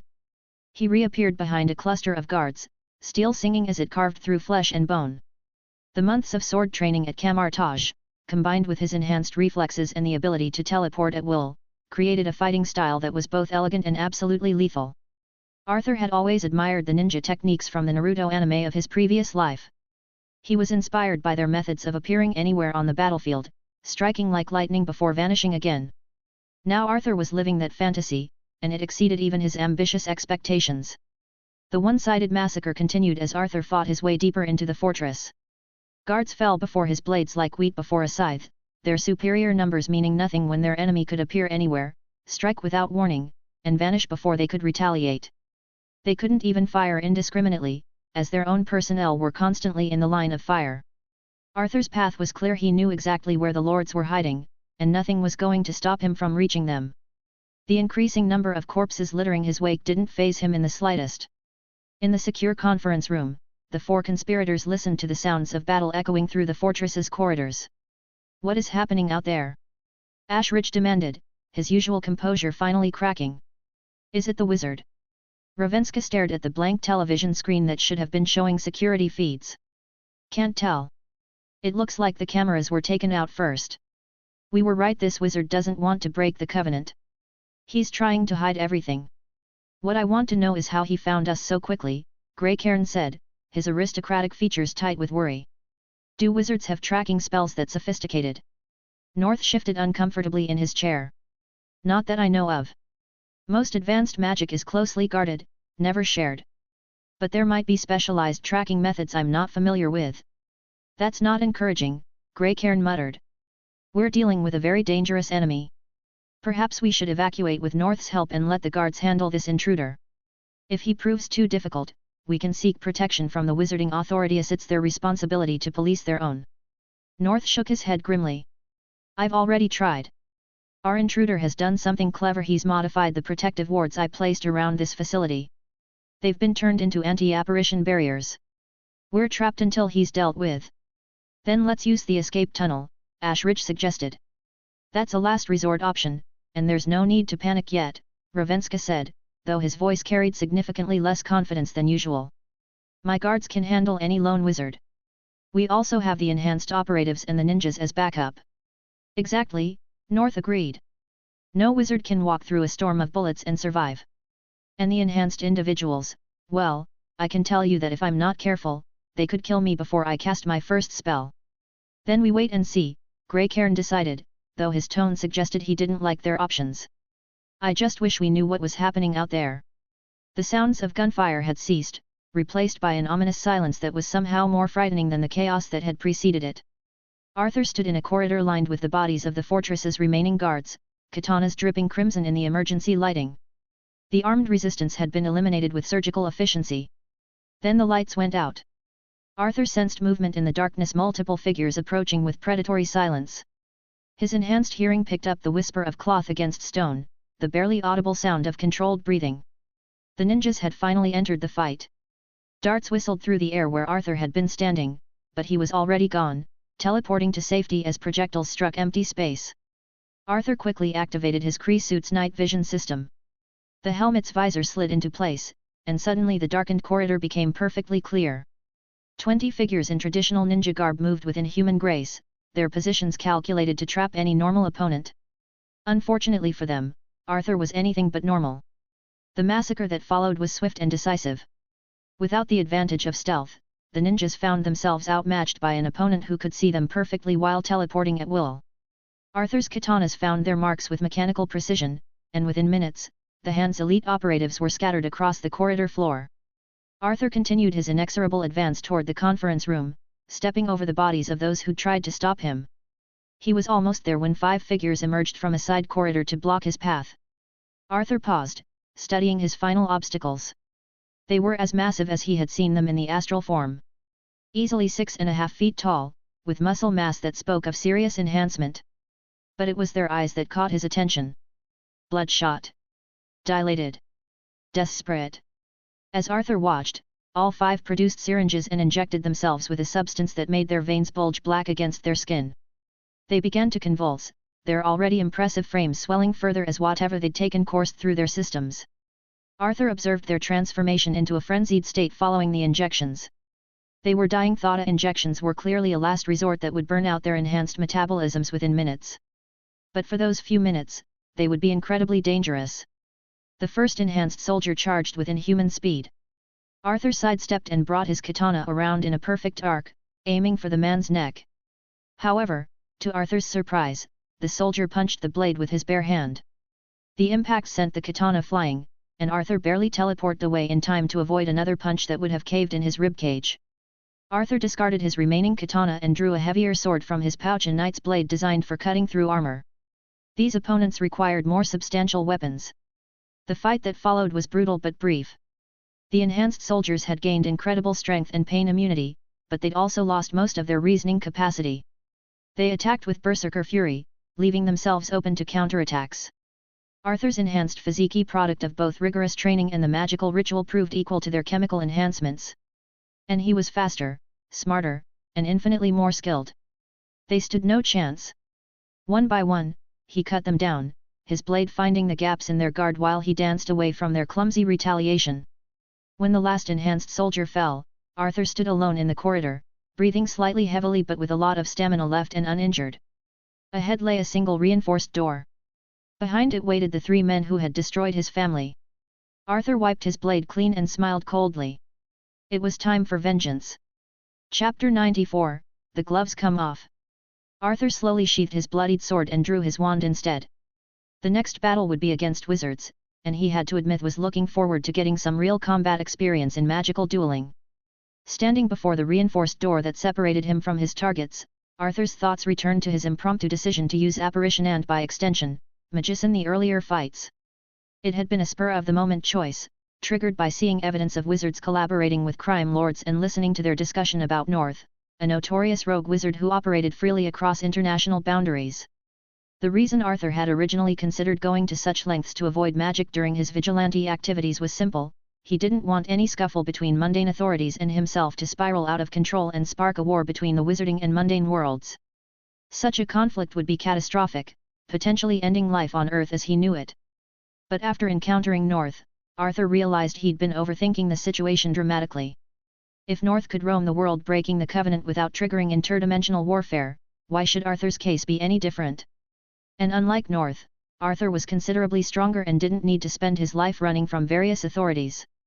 If anyone wanted him to face consequences, they could come to him directly.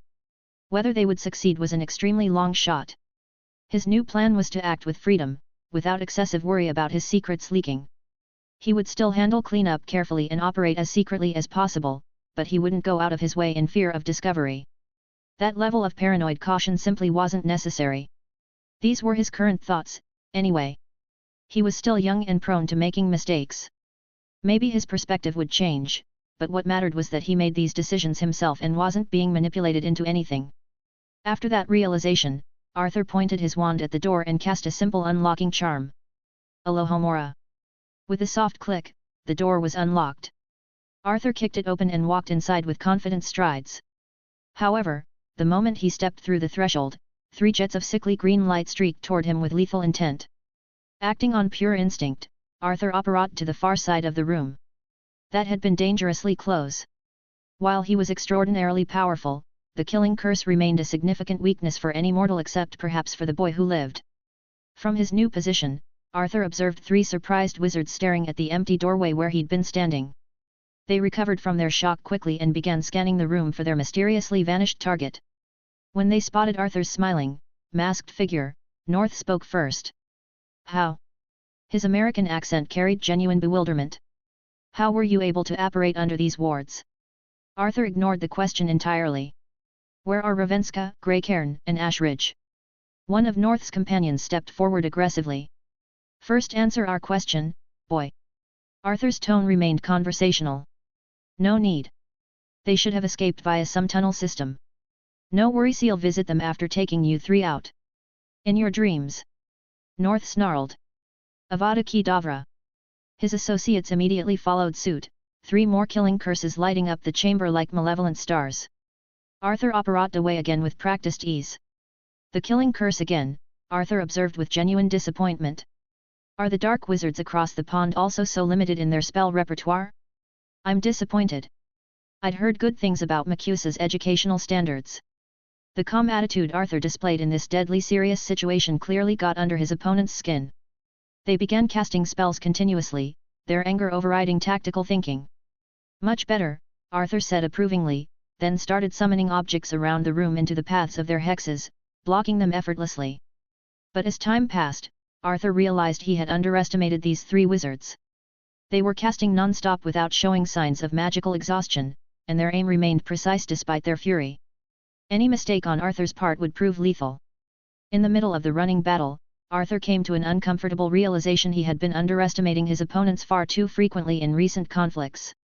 It appeared his growing power was affecting his judgment, making him dangerously overconfident. He should definitely address that tendency in the future. He was strong, but any carelessness could be his last. But before dealing with his personal problems, he needed to deal with these wizards. Time to get serious. Arthur apparat behind the trio to attack from their blind spot, but surprisingly, before he could cast a single spell, all 3 had whirled around and launched another barrage of curses. Arthur was forced to defend again. "You 3 are competent," Arthur admitted with grudging respect. "At least better than any wizard I've faced in Britain.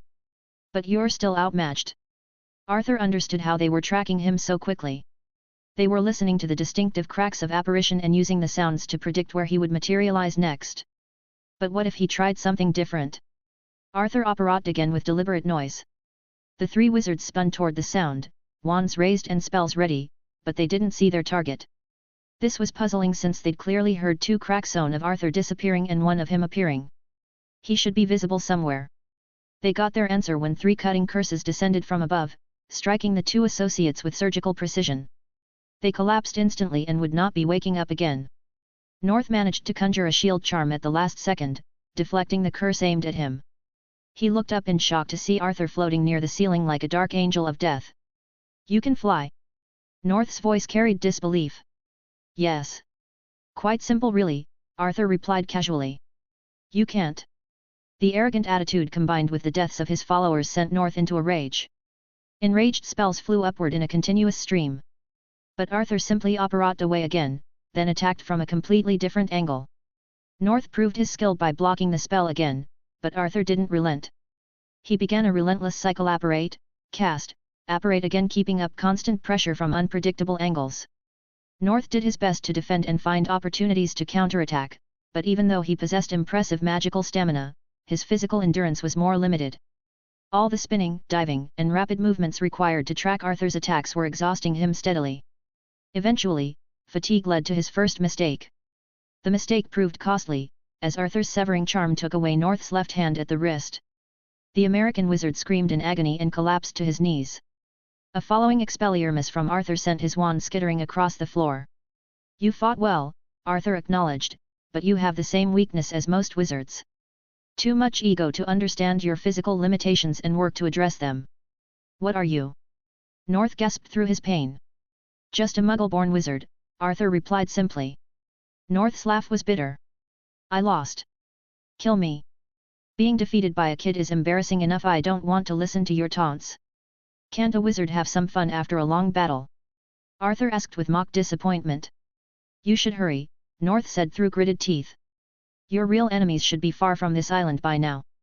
You don't want to lose them, do you?" "No worries. I can find them quickly enough." Arthur's tone remained conversational. "Before going after them, I need something from you." "What?" "Your methods for avoiding the authorities of all wizarding countries. I heard you're quite the accomplished rogue wizard." "I'm not telling you anything," North spat. "You don't have to." Arthur pointed his wand with clinical precision. Legilimens. The mental intrusion was neither gentle nor invited. Arthur scoured through North's memories like a researcher examining specimens, looking for specifically useful knowledge.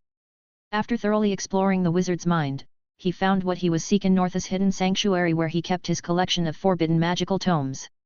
Arthur would need to visit that location after finishing here. But the most important discovery wasn't the hideout.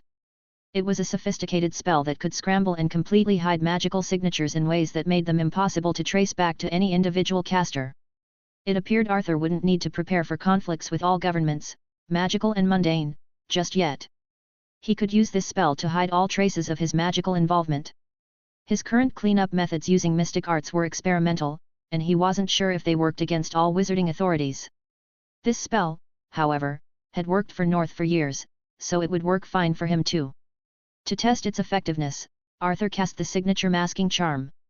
With a wave of controlled magic, all magical traces throughout the building were scrubbed clean.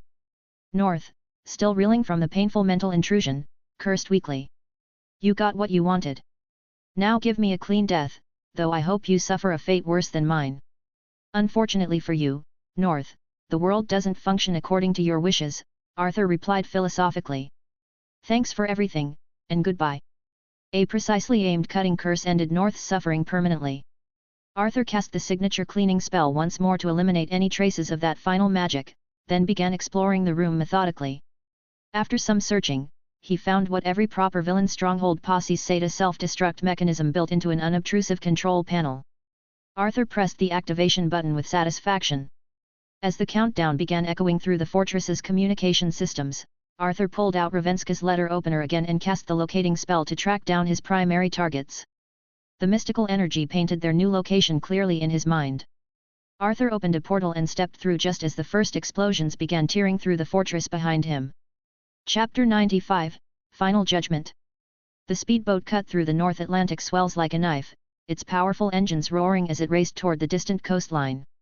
Salt spray whipped across the deck as the vessel bounced over each wave, its occupants gripping whatever handholds they could find.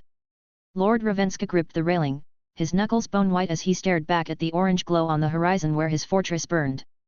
"How much further?" Earl Ashridge shouted over the engine noise, his usual composure shattered like ice on stone. The boat's captain, one of Ravenska's most trusted men, checked his instruments. 20 minutes to the mainland, my lord. Then we're in the clear. Lord Greycairn wiped salt spray from his aristocratic features, his expression grim. 20 minutes might as well be 20 hours. That wizard found us on an unmarked island. What makes you think distance will stop him? Because he's still human, Ravenska snapped, though his voice carried less conviction than his words. Magic or no magic, battling all our guards and eliminating North would have to injure and exhaust him. He can't be invincible. The remaining guards, only 4 had made it to the boat, positioned themselves around the vessel's perimeter, scanning the darkness with professional wariness. Maybe he didn't follow us, Ashridge said hopefully. Maybe he was satisfied with destroying the fortress. Ravenska's laugh was bitter. You still don't understand what we're dealing with.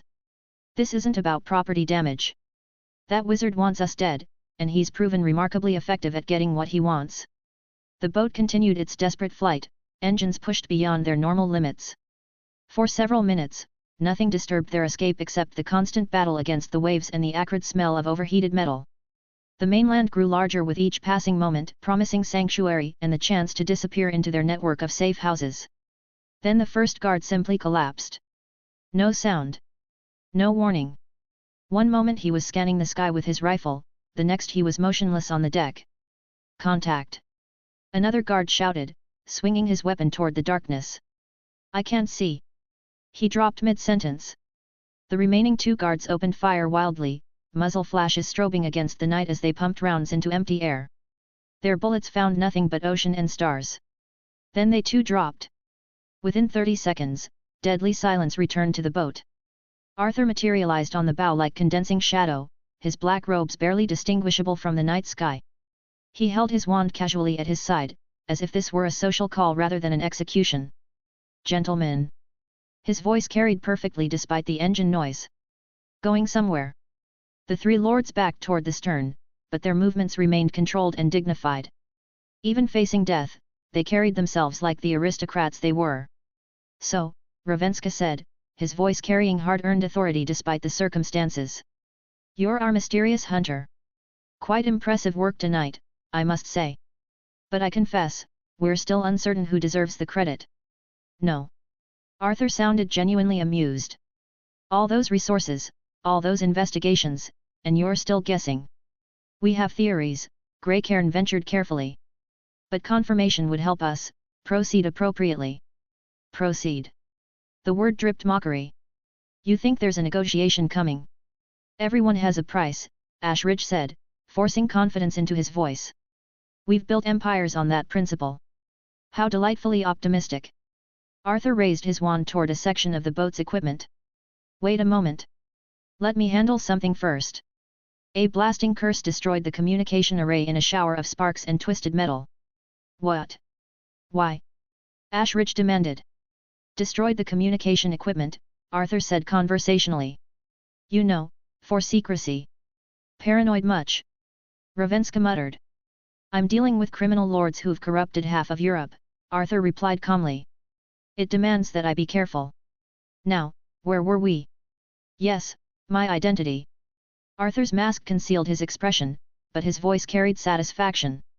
You guessed correctly. I'm Arthur Hayes. The 3 lords exchanged glances, surprise, calculation, and dawning realization flickering across their faces. Survival was going to be more difficult than they'd hoped. Hayes, Ashridge repeated slowly. You've grown considerably since we last paid attention to you. Apparently not enough attention, Arthur observed. Or I wouldn't be here, would I? Though I heard you tried some half-hearted cleanup afterward. Standard procedure, Greycairn said stiffly. Loose ends tend to come back for revenge. Arthur laughed, sharp and bright. Yes, I can see how that might be inconvenient.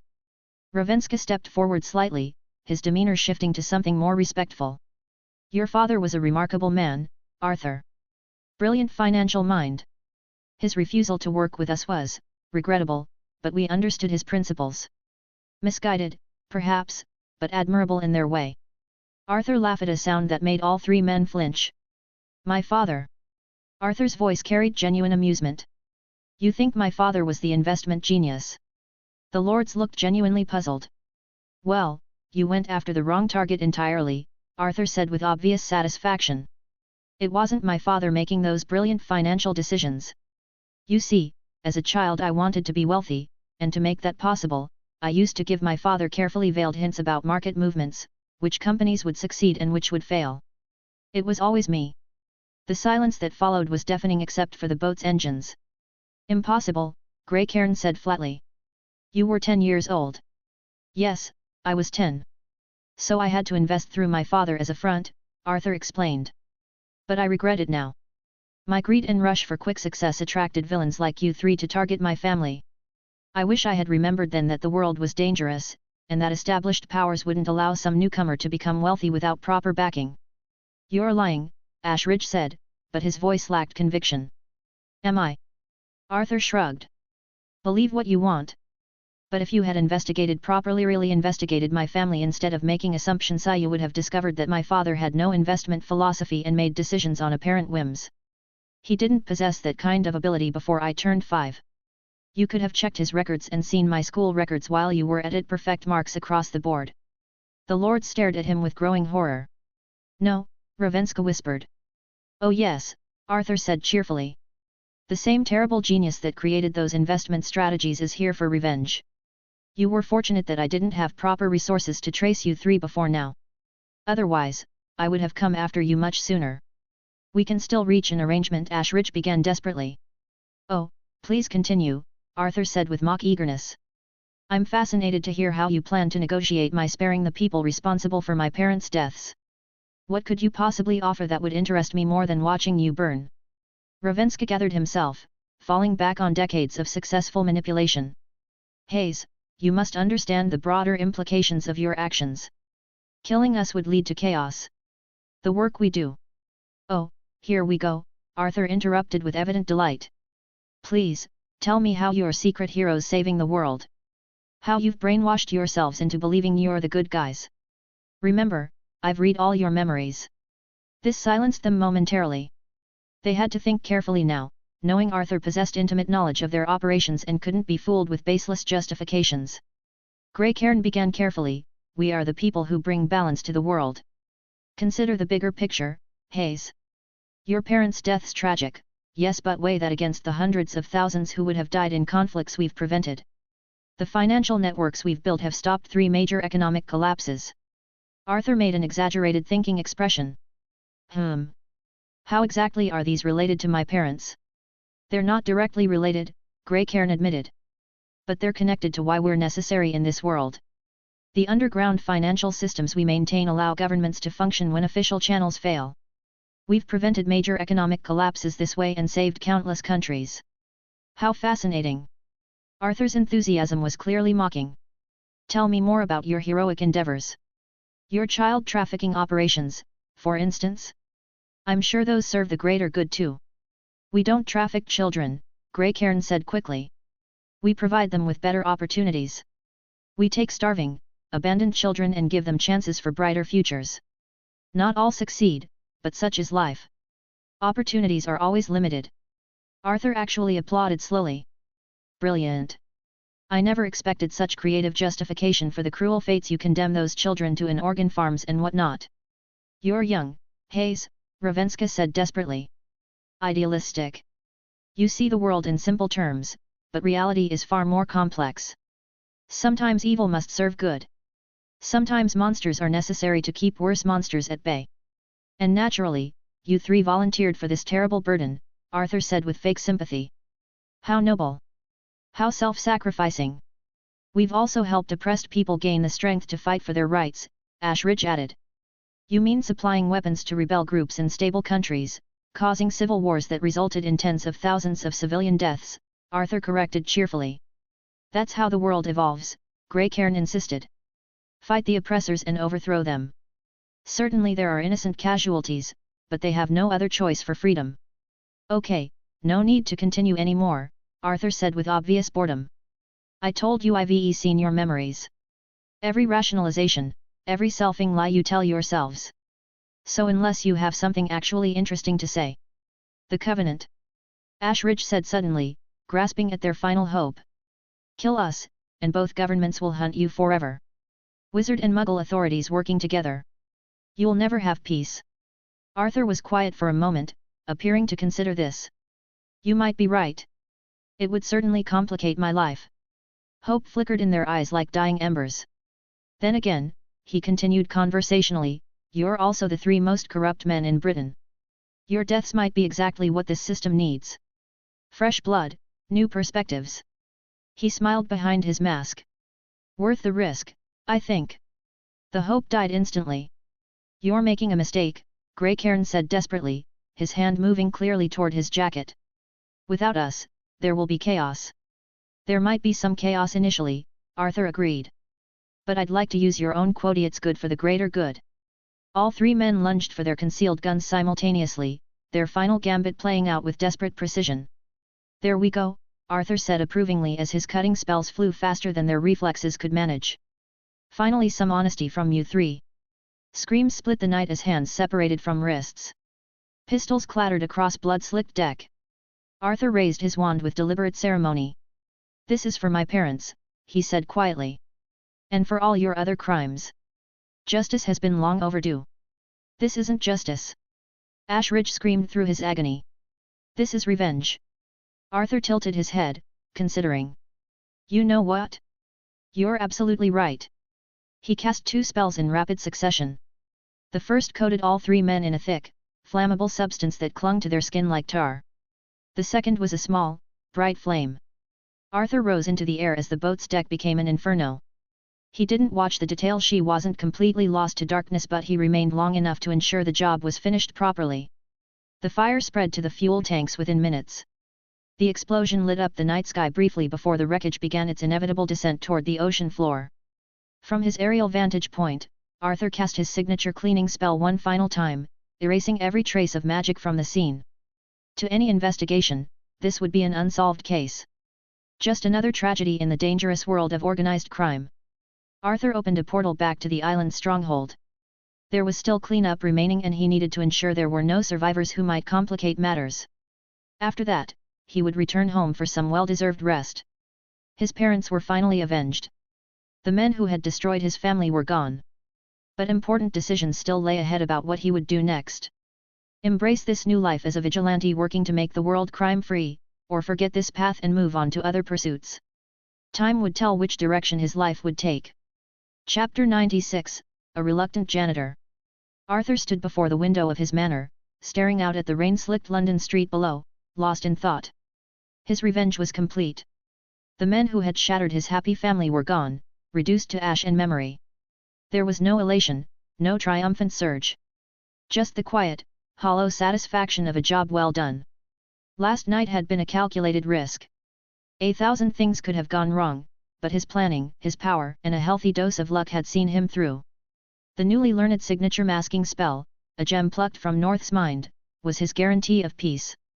No magical authority would be tracing this back to him. The mundane world, however, was another matter. He knew their disappearance would eventually be discovered. Soon, the intelligence agencies of the world would be sniffing around. He would undoubtedly be high on their suspect list, but without a shred of evidence, all they could do was watch. He had no plans to leave London. A return to Camartage was tempting, but he dismissed it instantly. He had created powerful enemies, even if they didn't know his name yet. He would not risk leading them, mundane or otherwise, to the doorstep of the Sorcerer Supreme.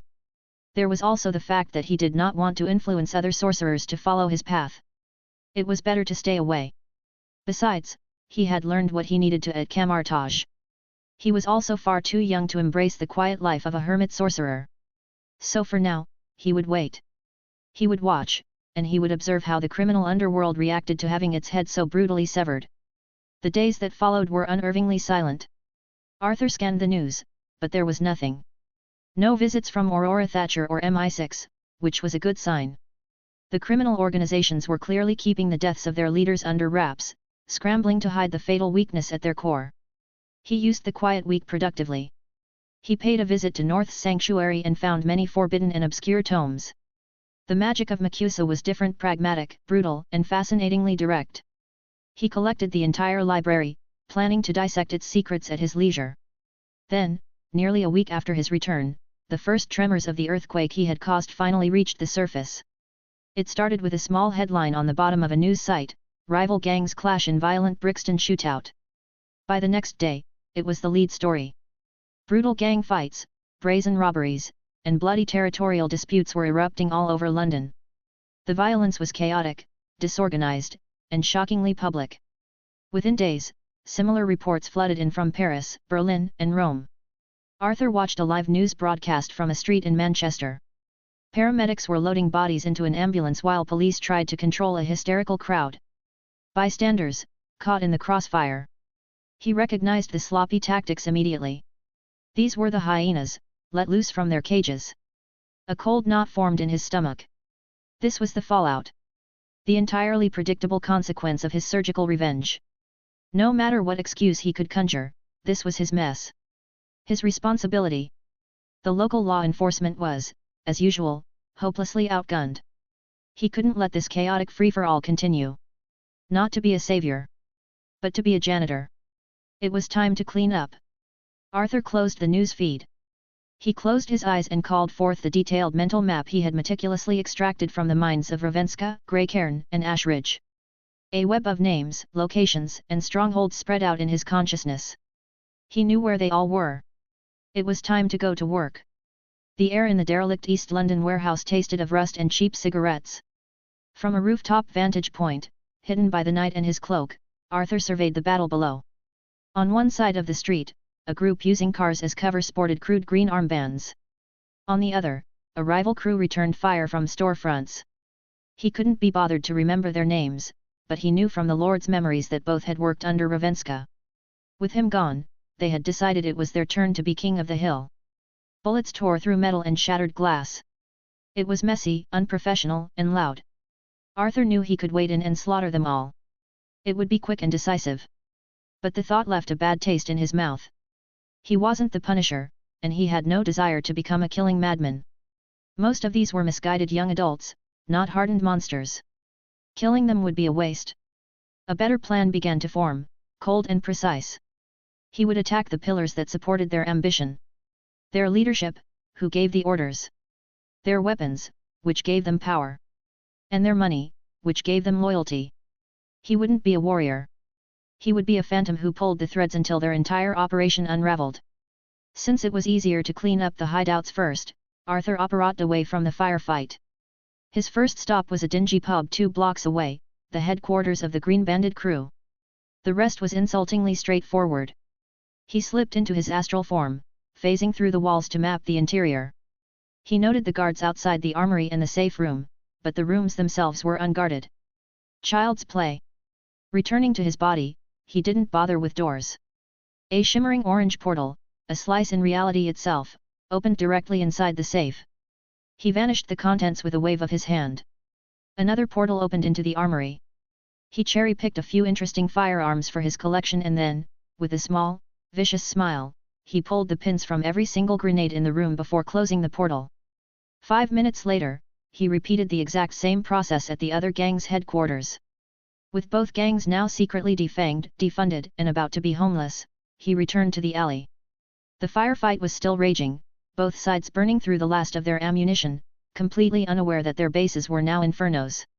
It was time to cut the heads off the snakes. He slipped into the mirror dimension, the real world turning grey and silent around him.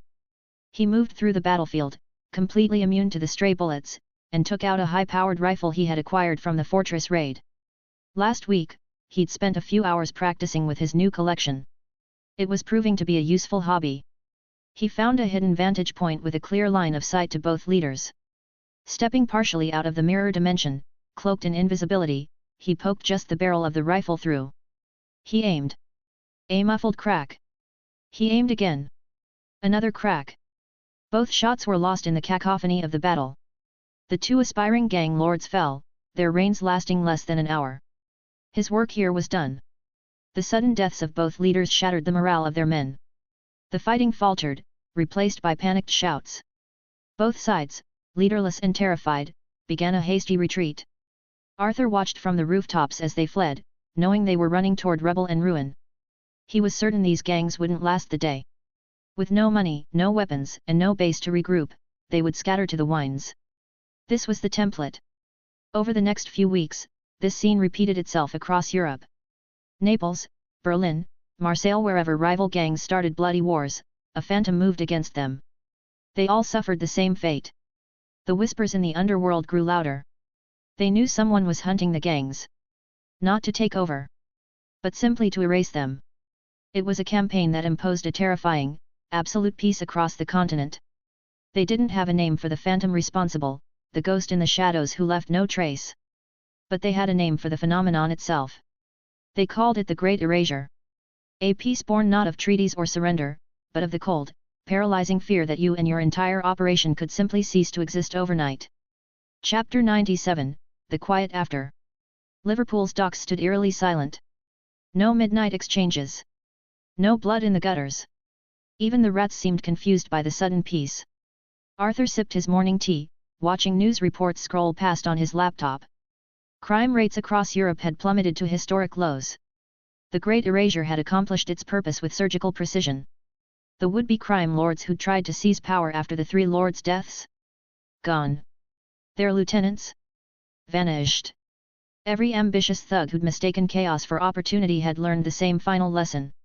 Now they cowered in their holes, afraid to even discuss business louder than a whisper. Perfect pest control, Arthur murmured, setting down his cup. But he harbored no illusions. Nature abhorred a vacuum, and the criminal underworld was nothing if not natural in its predatory cycles. Someone would eventually grow bold enough to test the waters again. He was right. 3 weeks into the new quiet, he started noticing the chess pieces moving again. A new order was being established, far sooner and more efficiently than he had expected. The Hand had dispatched a new man to take over their European operations. He was cunning, ruthless, and efficient. After a few initial, cautious moves testing the waters to see if the mysterious eraser was still active, Ethman saw his opening. Within days, he'd absorbed everything worth taking. The lucrative drug routes, high-end smuggling operations, money laundering networks, all of it flowed into the Hand's grasp with clockwork precision. They left scraps for the smaller gangs. Protection rackets in poor neighborhoods. Street-level drug dealing. Petty theft rings. Just enough to keep local criminals busy and distracted while the Hand claimed everything that actually mattered. Arthur watched it unfold with professional appreciation. Clean. Efficient. Ruthless. The 10 Rings, who might have contested this expansion, had gone mysteriously quiet months ago.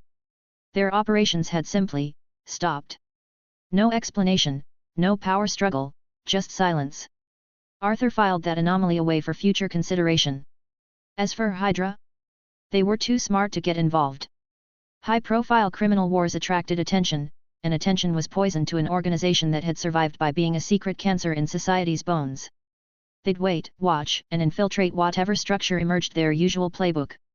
For a fleeting moment, Arthur considered another cleanup. But the thought was dismissed as quickly as it came. Say he did another Great Erasure. Then what? The Hand would send another operative. He'd trap himself in an endless game of whack-a-mole, forever reacting, forever cleaning up messes. His goal was never to eradicate all crime, an impossible and frankly uninteresting task. It was to stop the sloppy, indiscriminate violence his actions had unleashed. Now that it was over, it was time to move on. With the underworld quieting down, the news finally, officially, announced the deaths of the 3 lords. The story was buried on page 7, framed as a tragic yachting accident. Since they were not very public figures, the world barely registered their passing. His revenge was complete. The fallout was managed. His life returned to a state of unnerving normalcy. With no camartage classes and no pressing threats, his days consisted of training, devouring arcane tomes, and sleeping. Slowly but surely, a profound sense of boredom began to set in. The realization struck him one afternoon as he practiced wandless magic, effortlessly weaving complex illusions in the air. He had sought power for security, to build a fortress around himself in this dangerous world. He had succeeded. But what was a king to do in a fortress with no subjects and no enemies at the door? The closest enemy, Voldemort, did not interest him. Too weak. The others were decades away. What was he supposed to do until then? Live a monotonous life of pure training? The road to becoming as strong as a cosmic being was a long one, and the journey looked mind-numbingly dull. This wasn't a game where he could just grind levels until he was strong enough for the final boss before starting anew. This was his life, and he wanted to live it. At Hogwarts, there was always something exciting happening. Camartage had been a universe of new knowledge to explore. This was the longest he had gone without any real entertainment, with only Winky for company. He could venture out and play the hero, but he recoiled at the idea. He had no desire to run around saving the world. That path was for people with an unshakable moral compass he simply didn't possess. He had wanted strength to live a life free from trouble, not to seek it out constantly. He needed a new project. A new purpose. The answer was obvious. He needed to build something. Since the life of a hermit and the path of a hero were equally unappealing, the only other option was to become someone of influence. In any world, that was the ultimate defense against injustice. Raw power was a blunt instrument. Influence, financial, political, social, was a scalpel. It was the kind of power that made powerful people think twice. Arthur decided he would build an empire. His first thought was a high-tech company. The idea was tempting, but a quick analysis revealed the flaw: it required astronomical startup capital and years of R&D. He had ideas from the future, but he needed people to bring them to reality, which would consume time and money. He was rich, but not that rich. He pivoted to a more practical idea: an investment firm or hedge fund. Not the small-scale investing he was currently doing, but something on a global scale. He knew the major market currents of the next few decades, making large-scale success almost a certainty. It would also be the perfect machine to launder the mountains of stolen cash from his recent campaign. The idea sparked a flicker of genuine excitement in him. But the flame was quickly doused by a wave of crushing reality. He had absolutely no idea how to actually start one. The sheer volume of regulations and the legal labyrinth was a world completely alien to him. He spent weeks buried in books on financial law, and the conclusion was disheartening. It was going to be an immense amount of tedious, troublesome work. He even entertained the ridiculous notion of enrolling in Oxford, not for the education, but simply to rub shoulders with the right people. Lost in his frustrated planning, he almost missed the subtle shift in his neighborhood's rhythm. Almost. Every time he went out, their surveillance was laughably obvious. A black sedan. A man reading the same newspaper for an entire afternoon. A few subtle mind probes confirmed it: a motley crew from S.H.I.E.L.D., MI6, and others were still investigating the Lord's accident. He was a person of interest, but without evidence, they were just wasting their time. He paid them no more attention. Days later, he was sitting in his study, staring at a financial document so complex it might as well have been written in Egyptian hieroglyphs, feeling utterly defeated, when a soft, melodic chime echoed in his mind. It was one of the outer wards of the manor, signaling a visitor had passed the main gate. Not an intruder, the ward was calm. Just a visitor. Arthur frowned. He wasn't expecting anyone. Closing his eyes for a second, he focused, scrying a hazy image of his own front door. He saw a man standing there, waiting patiently to knock. He was of Chinese descent, perhaps in his mid-30s, dressed in a simple, well-tailored but unremarkable suit. He looked ordinary. Intrigued, and sensing no immediate threat, Arthur rose from his chair. This was a deviation from his boring routine he would welcome. He walked down the grand staircase to open the door himself. The man on his doorstep met his gaze directly. His eyes, sharp and analytical, held a look of profound, calculated determination. Chapter 98, An Unexpected Partnership. The man on Arthur's doorstep looked utterly ordinary: medium height, unremarkable suit, forgettable features. Everything except his eyes. They burned with the kind of desperate intelligence that came from betting everything on a single throw of the dice. "Can I help you?" Arthur asked, his tone perfectly polite. "My name is Wang Yun," the man said with a slight bow. "I believe you and I have much to discuss, Mr. Hayes. May I come in?" Arthur's eyebrows rose, but he nodded, leading his unexpected guest into the sitting room. He gestured to a leather armchair while settling into his own. Afternoon light filtered through the tall windows, casting long shadows across the Persian rugs. "Tea?" Arthur offered, playing the gracious host. "Thank you." Wang Yun sat with careful precision, his back straight. His eyes never stopped moving, subtly cataloging exits, assessing the room. Arthur poured from the silver service Winky had discreetly left behind before vanishing. Steam curled between them like unspoken questions. "So, Mr. Wang," Arthur began, his voice a mask of polite confusion. What brings you here? Wang Yun set down his cup with deliberate care. I worked for Lord Ashridge. Arthur feigned a look of dawning recognition. The Earl who died in that tragic yachting accident. Yes, Wang Yun replied, his tone flat. The yachting accident. I'm sorry for your loss, Arthur said, his voice conveying polite disinterest. But I fail to see what that has to do with this visit. Please, Wang Yun's voice was level, cutting through the pretense. We both know he didn't die in an accident. Really? Arthur leaned forward, his expression now one of grave concern. Then surely you should be speaking with the authorities. Wang Yun met his gaze. There's no need. I know you are the one who killed my lord.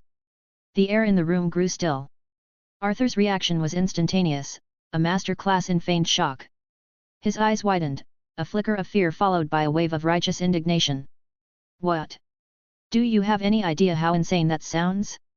An 18-year-old boy killing 3 of the most powerful men in the country? You must be mad. Please leave, or I am calling the police. Wang Yun didn't flinch. I am not here to threaten you, Mr. Hayes. I am here to make a proposal. A proposal? Arthur scoffed. You barge into my home, accuse me of murder, and want to talk business? You're delusional. Am I? Wang Yun asked softly. I have done my research. The 3 lords disappear simultaneously. Soon after, they die at a fortress so secret that not even the country knew of its existence. An impossible breach. He paused. I knew no mundane power was responsible, which left only one option. Which is? Arthur asked, humoring him. Someone with superpowers. Arthur's laugh was perfectly calibrated, pitying, dismissive. Superpowers? Mr. Wang, I think you've been reading too many comic books. I know they're real, Wang Yun stated with unnerving certainty. My grandfather back in China used to tell me stories of men who could shatter bricks with their bare hands. I also saw strange individuals around my lord, men with unnatural means. So, yes. I am quite sure superpowers are real. Arthur leaned forward slightly. Let's say you are right. Superpowers are real. But again, why come here? Are you suggesting I'm not suggesting anything. Wang Yun's eyes never wavered. I'm stating facts. I accessed the Earl's records. One of his last directives was an investigation into a list of people he feared were coming for revenge. I knew one of them had to be the one. So I started looking for the most suspicious candidate. Resourceful of you, Arthur noted dryly. I have my means, Wang Yun said simply. Among the names was one Arthur Hayes, whose parents were murdered on the Earl's orders. A boy who somehow survived the attack on his home while the trained assassins vanished. A boy with a significant period of his life from the age of 11 onwards completely unaccounted for. And most importantly, a boy with documented connections to a secret department within MI6. Arthur remained silent, inwardly stunned. This man had connected dots that entire intelligence agencies had missed. Wang Yun pressed his advantage. The conclusion is simple. You awakened some kind of power on the day of the attack. This attracted the attention of MI6. You then went somewhere to train your powers and returned for revenge. That is the most ridiculous story I have ever heard, Arthur said, setting down his teacup with exaggerated care. But let's play along. If you truly believe all that, why are you here? Why confront a supposed killer alone? Are you not afraid I would silence you permanently? For the first time, a deep, weary pain flickered in Wang Yun's eyes. Because, Mr. Hayes, I have nothing left to lose, and everything to gain. He took a breath. May I tell you my story? Arthur gestured for him to continue. I graduated from London Business School with first-class honours. Pride flickered in his voice before fading. I was young, brilliant, ambitious. The city welcomed me with open arms. He paused, lost in memory. I spent 5 years at Barclays, then Goldman Sachs. Learning, building capital, making connections. But I wanted more. I wanted to build something of my own. Phoenix Capital Management. The name came out like a prayer. Started with £2 million and 3 clients. Within 18 months, we managed 50 million. I was written up in the Financial Times. The golden boy who proved the American dream could happen in London. Arthur waited through the pause, knowing what came next. Then one night, men came to my house. Wang Yun's voice went flat. Professional. Efficient. I woke up in a room with no windows, chained to a desk. His hands trembled slightly before he forced them still. Lord Ashridge explained my new position. I would launder his money, manage his investments, and make his criminal empire appear legitimate. In exchange, I would live. You could have gone to the police, Arthur interjected, although he himself did not believe it would have changed anything. And say what? Bitterness dripped from his words. An immigrant of no standing accusing a peer of the realm? They showed me what happened to the last person who tried. Wang Yun straightened, pushing past the memory. For years, I was his slave. I managed his portfolios, laundered his blood money, and made him obscenely wealthy, all while being kept under constant watch. My life was a gilded cage. I thought about ending it many times. The pain in his memories was raw, visceral. Then, a miracle happened. The Earl vanished. The organization fell into chaos. It was the chance I needed to escape. But I know it's only a matter of time before his successors, or the people behind him, find me. A man with my knowledge is too valuable to be left wandering free. I need a backer. A protector. Who better than the man who killed the unkillable? That's quite the tale, Mr. Wang, Arthur said smoothly. But even if it were true, what makes you think I need an employee? A ghost of a smile touched Wang Yun's lips. Because I've been watching you for the past few days. I saw you researching how to start a hedge fund. I saw your frustration with the legal maze. You need someone who understands these systems. He looked at Arthur, his gaze now sharp as a razor. You want to build an empire, Mr. Hayes. I am the man who can build it for you. As he spoke, Arthur's passive legitimacy probe confirmed it all. The man's story was true. His intellect was staggering. His loyalty, if earned, would be absolute. Wang Yun wasn't just smart, he was a genius, forged in the fires of suffering and ambition. He was exactly what Arthur needed. Arthur let the silence stretch for a moment before his entire demeanor changed. The facade of the innocent teenager dissolved, replaced by an ancient, cold calm that made the air in the room grow heavy. You are correct, Arthur said, his voice devoid of its youthful affectation. On all counts. Your analysis is impressive, Mr. Wang. A wave of relief washed over Wang Yun's face. I knew it. My gut told me I was right. Then, his professional curiosity took over. But I have to ask, how did you do it? How did you take out all of them? Arthur smiled, a thin, humorless expression. He waved a hand casually. Wang Yun's world twisted. His bones reshaped, his skin sprouted feathers. His perspective shrank as the grand sitting room warped and expanded around him. In a nauseating instant, he found himself perched on the back of the velvet armchair, a small, terrified owl. Just as quickly, the world twisted back. He was on his feet again, stumbling, gasping for breath, his heart hammering against his ribs. What? For the first time, his composure cracked completely. Arthur hadn't moved. Magic, he said simply, as if discussing the weather. There's a hidden world of wizards living alongside this one. Secret schools, governments, entire societies you've never imagined. Magic is real, Wang Yun repeated, his voice filled with a childlike awe that eclipsed his fear. Actual magic. Very, Arthur confirmed. He extended a hand. Now, about that empire you were going to build for me. Wang Yun looked at the outstretched hand, then back at Arthur's face. He saw not a boy, but a force of nature. He grasped the hand firmly, sealing their new, unconventional and terrifyingly promising partnership. Chapter 99, Blueprints for an Empire. The sitting room, which moments ago had felt charged with supernatural energy, now settled into the quiet intensity of a boardroom. Now, Arthur began, let's discuss specifics. He gestured for Wang Yun to begin. The man was a genius, and Arthur was curious to see how his mind worked. The first question is location, Wang Yun said, his voice steady, his business acumen immediately taking precedence over his shock. Where do we establish our headquarters? New York, Arthur stated without hesitation. That's where I plan to live in the future. It's the financial capital of the world, and, let's just say for personal reasons, it's where I intend to be in the future. Wang Yun considered this for a moment, his fingers steepled. A bold choice. But I would advise against it, at least for the start. Arthur raised an eyebrow. New York is the ultimate goal, I agree. But it's the wrong start, Wang Yun explained methodically. We'd be walking into the SEC's territory with no network, no political capital, and my expertise on US financial law is purely academic. It would take years just to navigate the bureaucracy. He leaned forward, his energy now entirely focused. Here, in London, I know the landscape. I know the people at the FCA. I know the loopholes. We can be incorporated and operational in 6 months. We build our foundation here, become too big to ignore, and then we expand to New York not as supplicants, but as conquerors. We use our London entity to brute force our way onto Wall Street. It's a lower risk, higher reward strategy. Arthur leaned back, impressed.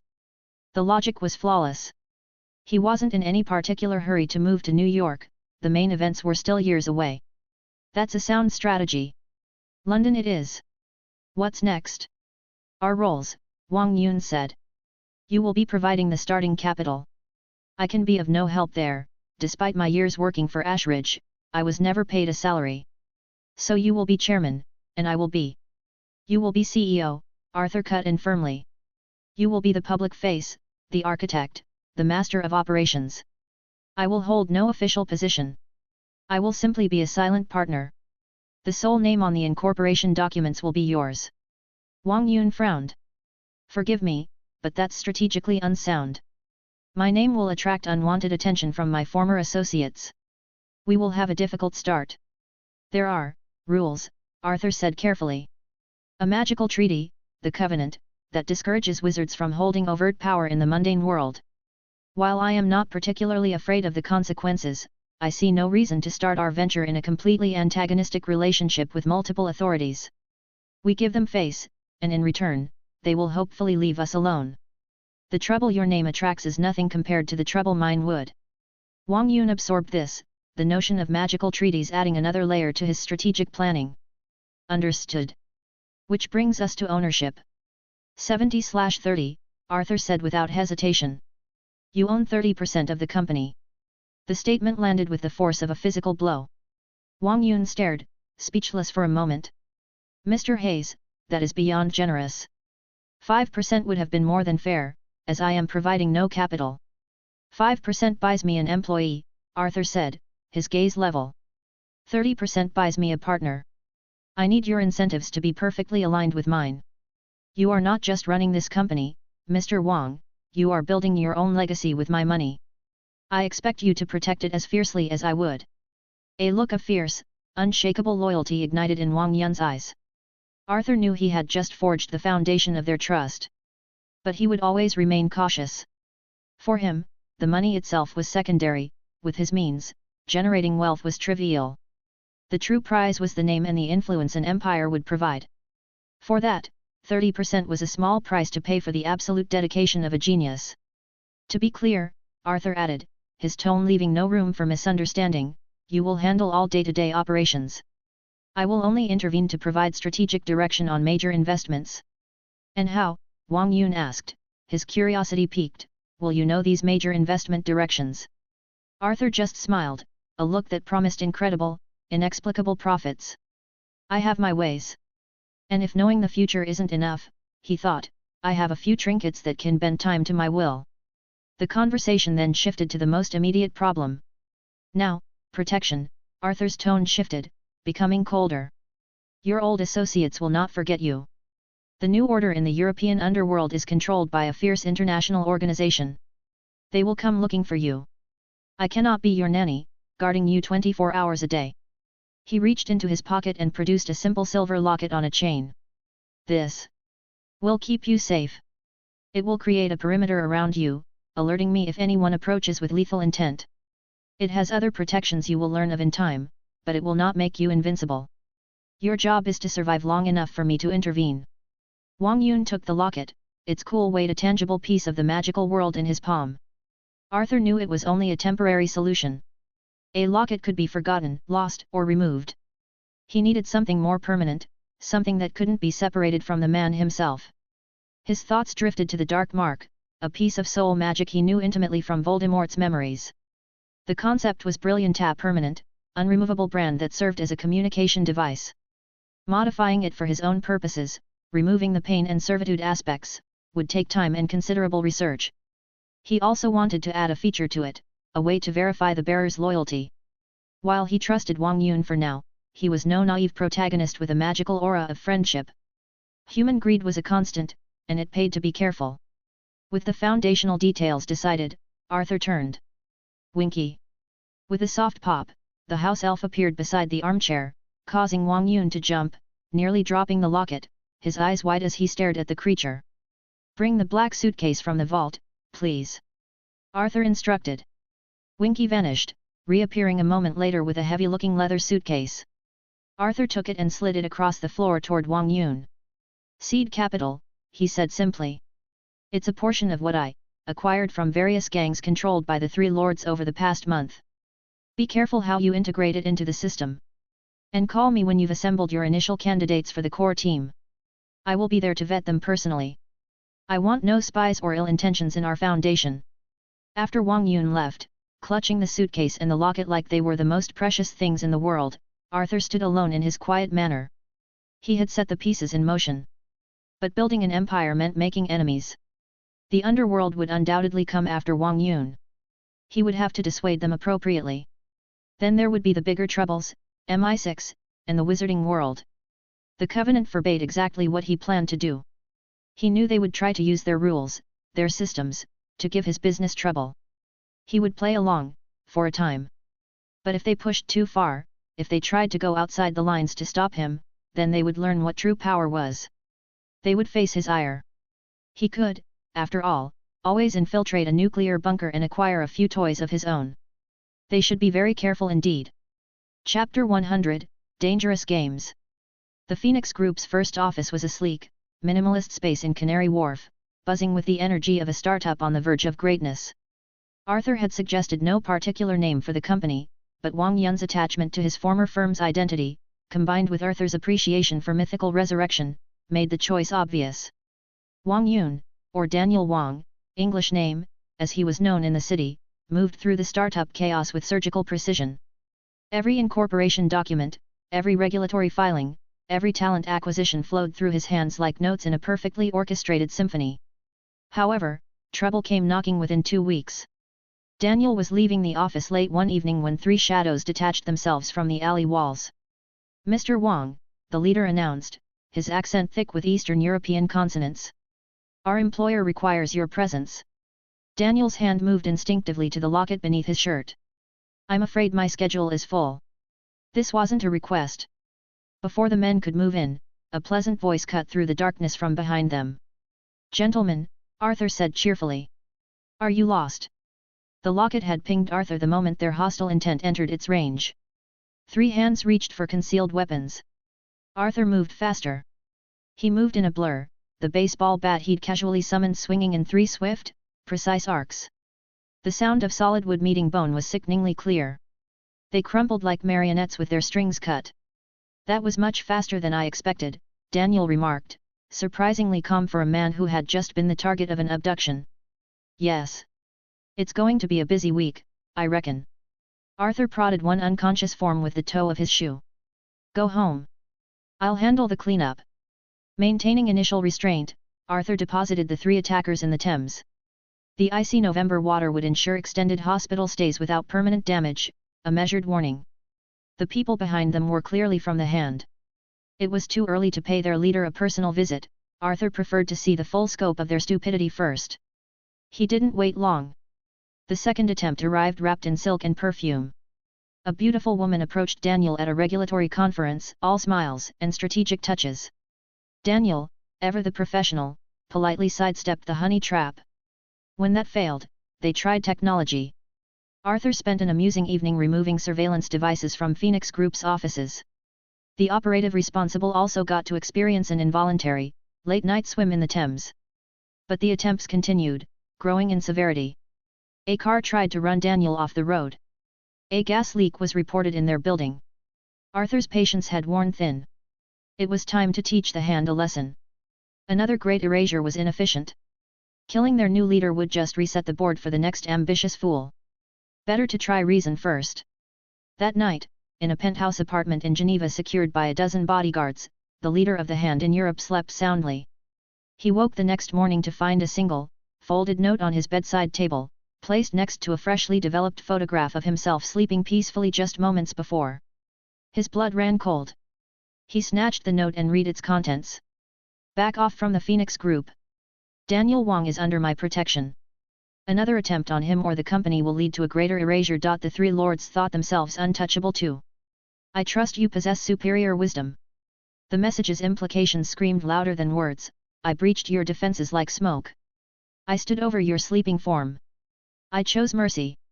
Do not make me reconsider. The Hand's attempts ceased immediately. But Arthur knew this was just the beginning. You've been busy, Aurora announced, settling into his sitting room with practiced grace. She'd arrived with Director Morrison 3 days after the Hand's retreat. No warning, but Arthur's wards had sung their approach long before they reached his door. Have I? Arthur poured tea with a steady hand. I've barely left the house. I'd say you've been the busy one. I haven't seen you in weeks. Well, I have been, she replied. Some of the busiest days of my life. Oh? Have the Dark Wizards been active again? Arthur asked with mild interest. I thought Amelia Bones had everything under control. Aurora studied him carefully. The wizarding world's gone quiet. No attacks on our side, so she must be managing. Shouldn't you know more than me?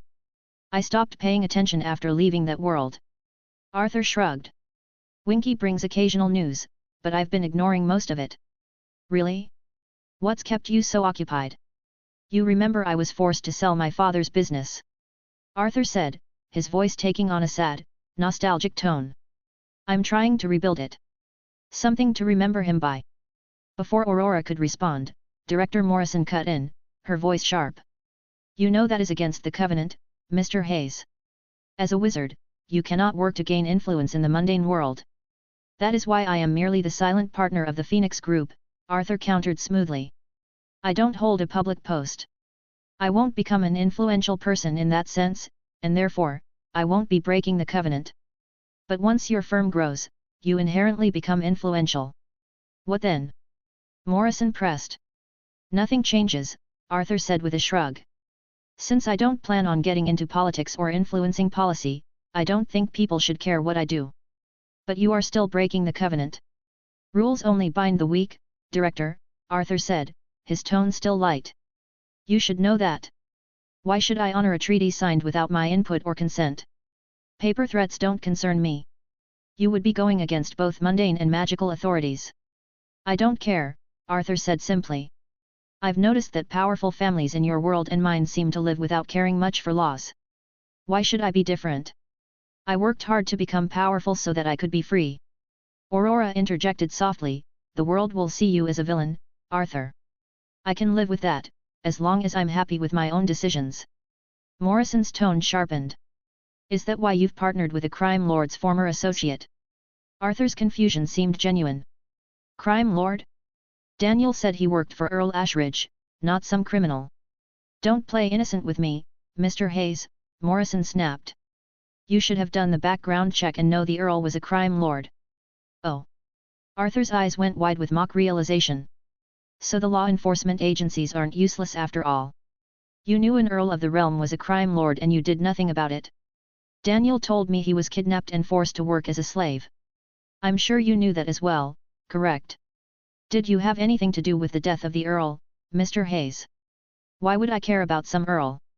I have no reason to hold a grudge against him, do I? Besides, I only met Daniel after the Earl died in that yachting accident. Your own people watching my house can confirm that. What if the Earl and the other 2 lords had a hand in the death of your parents? Arthur feigned a moment of confused recollection. Really? Aurora, last time we spoke, didn't you tell me General Whitmore and Colonel Graves were responsible? What's changed? The generals were the tools, Aurora said softly. The hands that wielded them, however, were the 3 lords. Arthur finished, his voice filled with disbelief. My father made such powerful enemies? Wait. Director, how long have you known this? Well. From the start, right? Arthur didn't let her finish. So you knew they were crime lords? You knew they ordered the attack on my family? Why have I never heard about an investigation? Or a trial? Justice. We are not here to discuss the crimes of the deceased, Mr. Hayes, Morrison said stiffly. We are here to talk about your actions. No, you're here to threaten me for building a business while ignoring the monsters who murdered my family. Arthur's laugh held no humor. The irony is delicious. Morrison ignored Arthur's sarcasm and pressed on. If you are going against the Covenant, I have the right to call for an investigation by the wizarding authorities. And like I said, I don't care, Arthur said, his cheerful demeanor finally showing cracks of ice. As a courtesy, my name isn't on any of the official papers. That is the most you will get. You can't do anything else to me. But you are clearly breaking the Covenant and nothing will happen. His interruption cut like a blade. Just as you couldn't touch the lords despite knowing their crimes, the wizarding government won't move against me for owning a business. You remember my little battle a few months ago, Director? You know I am among the most powerful wizards alive. Do you think they'll risk antagonizing someone of my power over such trivial matters? What if I add the murders of 3 aristocratic lords to the request?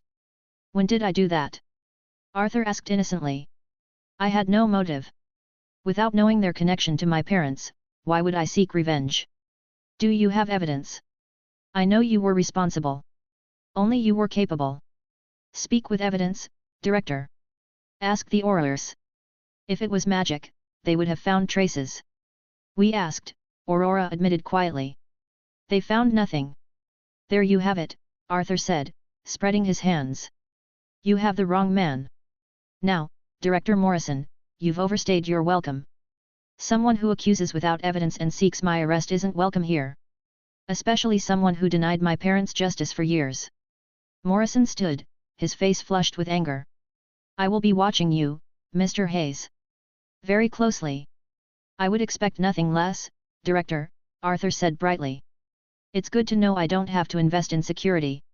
You'll stop the burglars, won't you? Morrison's eye twitched. This isn't over. Of course not, Arthur agreed. But next time you visit, please come prepared with evidence and the means to subdue me. Without those, the result will be the same.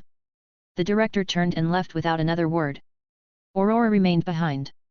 Was that really necessary, Arthur? She sighed. Antagonizing her is not a good idea.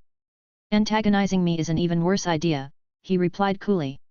If she had said one wrong thing, she would have found himself swimming in the Thames. What? That's what I did to the people who came after Daniel. They survived, but I doubt they enjoyed the hospital stay. Promise you won't do that to the director or MI6 personnel. It would compromise my position. No promises, Arthur said flatly. I won't go looking for trouble, but if it comes to my door, I won't hold back. That's good enough, I guess, she conceded. She looked at him, her expression searching. Arthur, was it you? Was what me? Don't play games. Why does it matter? He countered. Britain is free of 3 powerful crime lords. Be happy with the good news and stop looking for the person who was powerful enough to take them out without a trace. Many powerful people want to know who is behind their deaths. They won't stop investigating. Then they should be careful, Arthur said simply. I would think twice before provoking an unknown and powerful enemy. Well, take care, Arthur. And expect trouble for your business. Many people don't like new players, much less one owned by a wizard. Would you please relay a message for me? Arthur asked. Tell them to play by the rules. Because when they play by the rules, I play by the rules. The moment they break them, I no longer have to worry about any rules at all. I'll pass it on, she said, a resigned look on her face. Is the invitation for dinner still open? She wanted to know if their friendship was still intact. Always, Arthur smiled. Just don't bring your director with you. I'll call in a few days. Her smile was genuine. Take care, Arthur. After she left, Arthur returned to his study. Morrison's threats changed nothing. Phoenix Group would grow as planned, crushing any obstacles. He would make sure of it. The fact that everyone suspected him didn't matter. Without evidence, they were powerless. And even if they found some, what could they do? They would have to forget it, just as they forgot the crimes of so many other powerful people. Arthur smiled, already dismissing them from his mind and turning his thoughts to the investment plan he was preparing for Daniel. It was the era of the dot-com boom with the bubble a few years away. Fortunes waited to be made by those who knew the future. Everything else was just noise. Additionally, if you would like to request novels and access my Google Drive where I have 200+ audiobooks, then you can join my Patreon. Link is also provided in the description.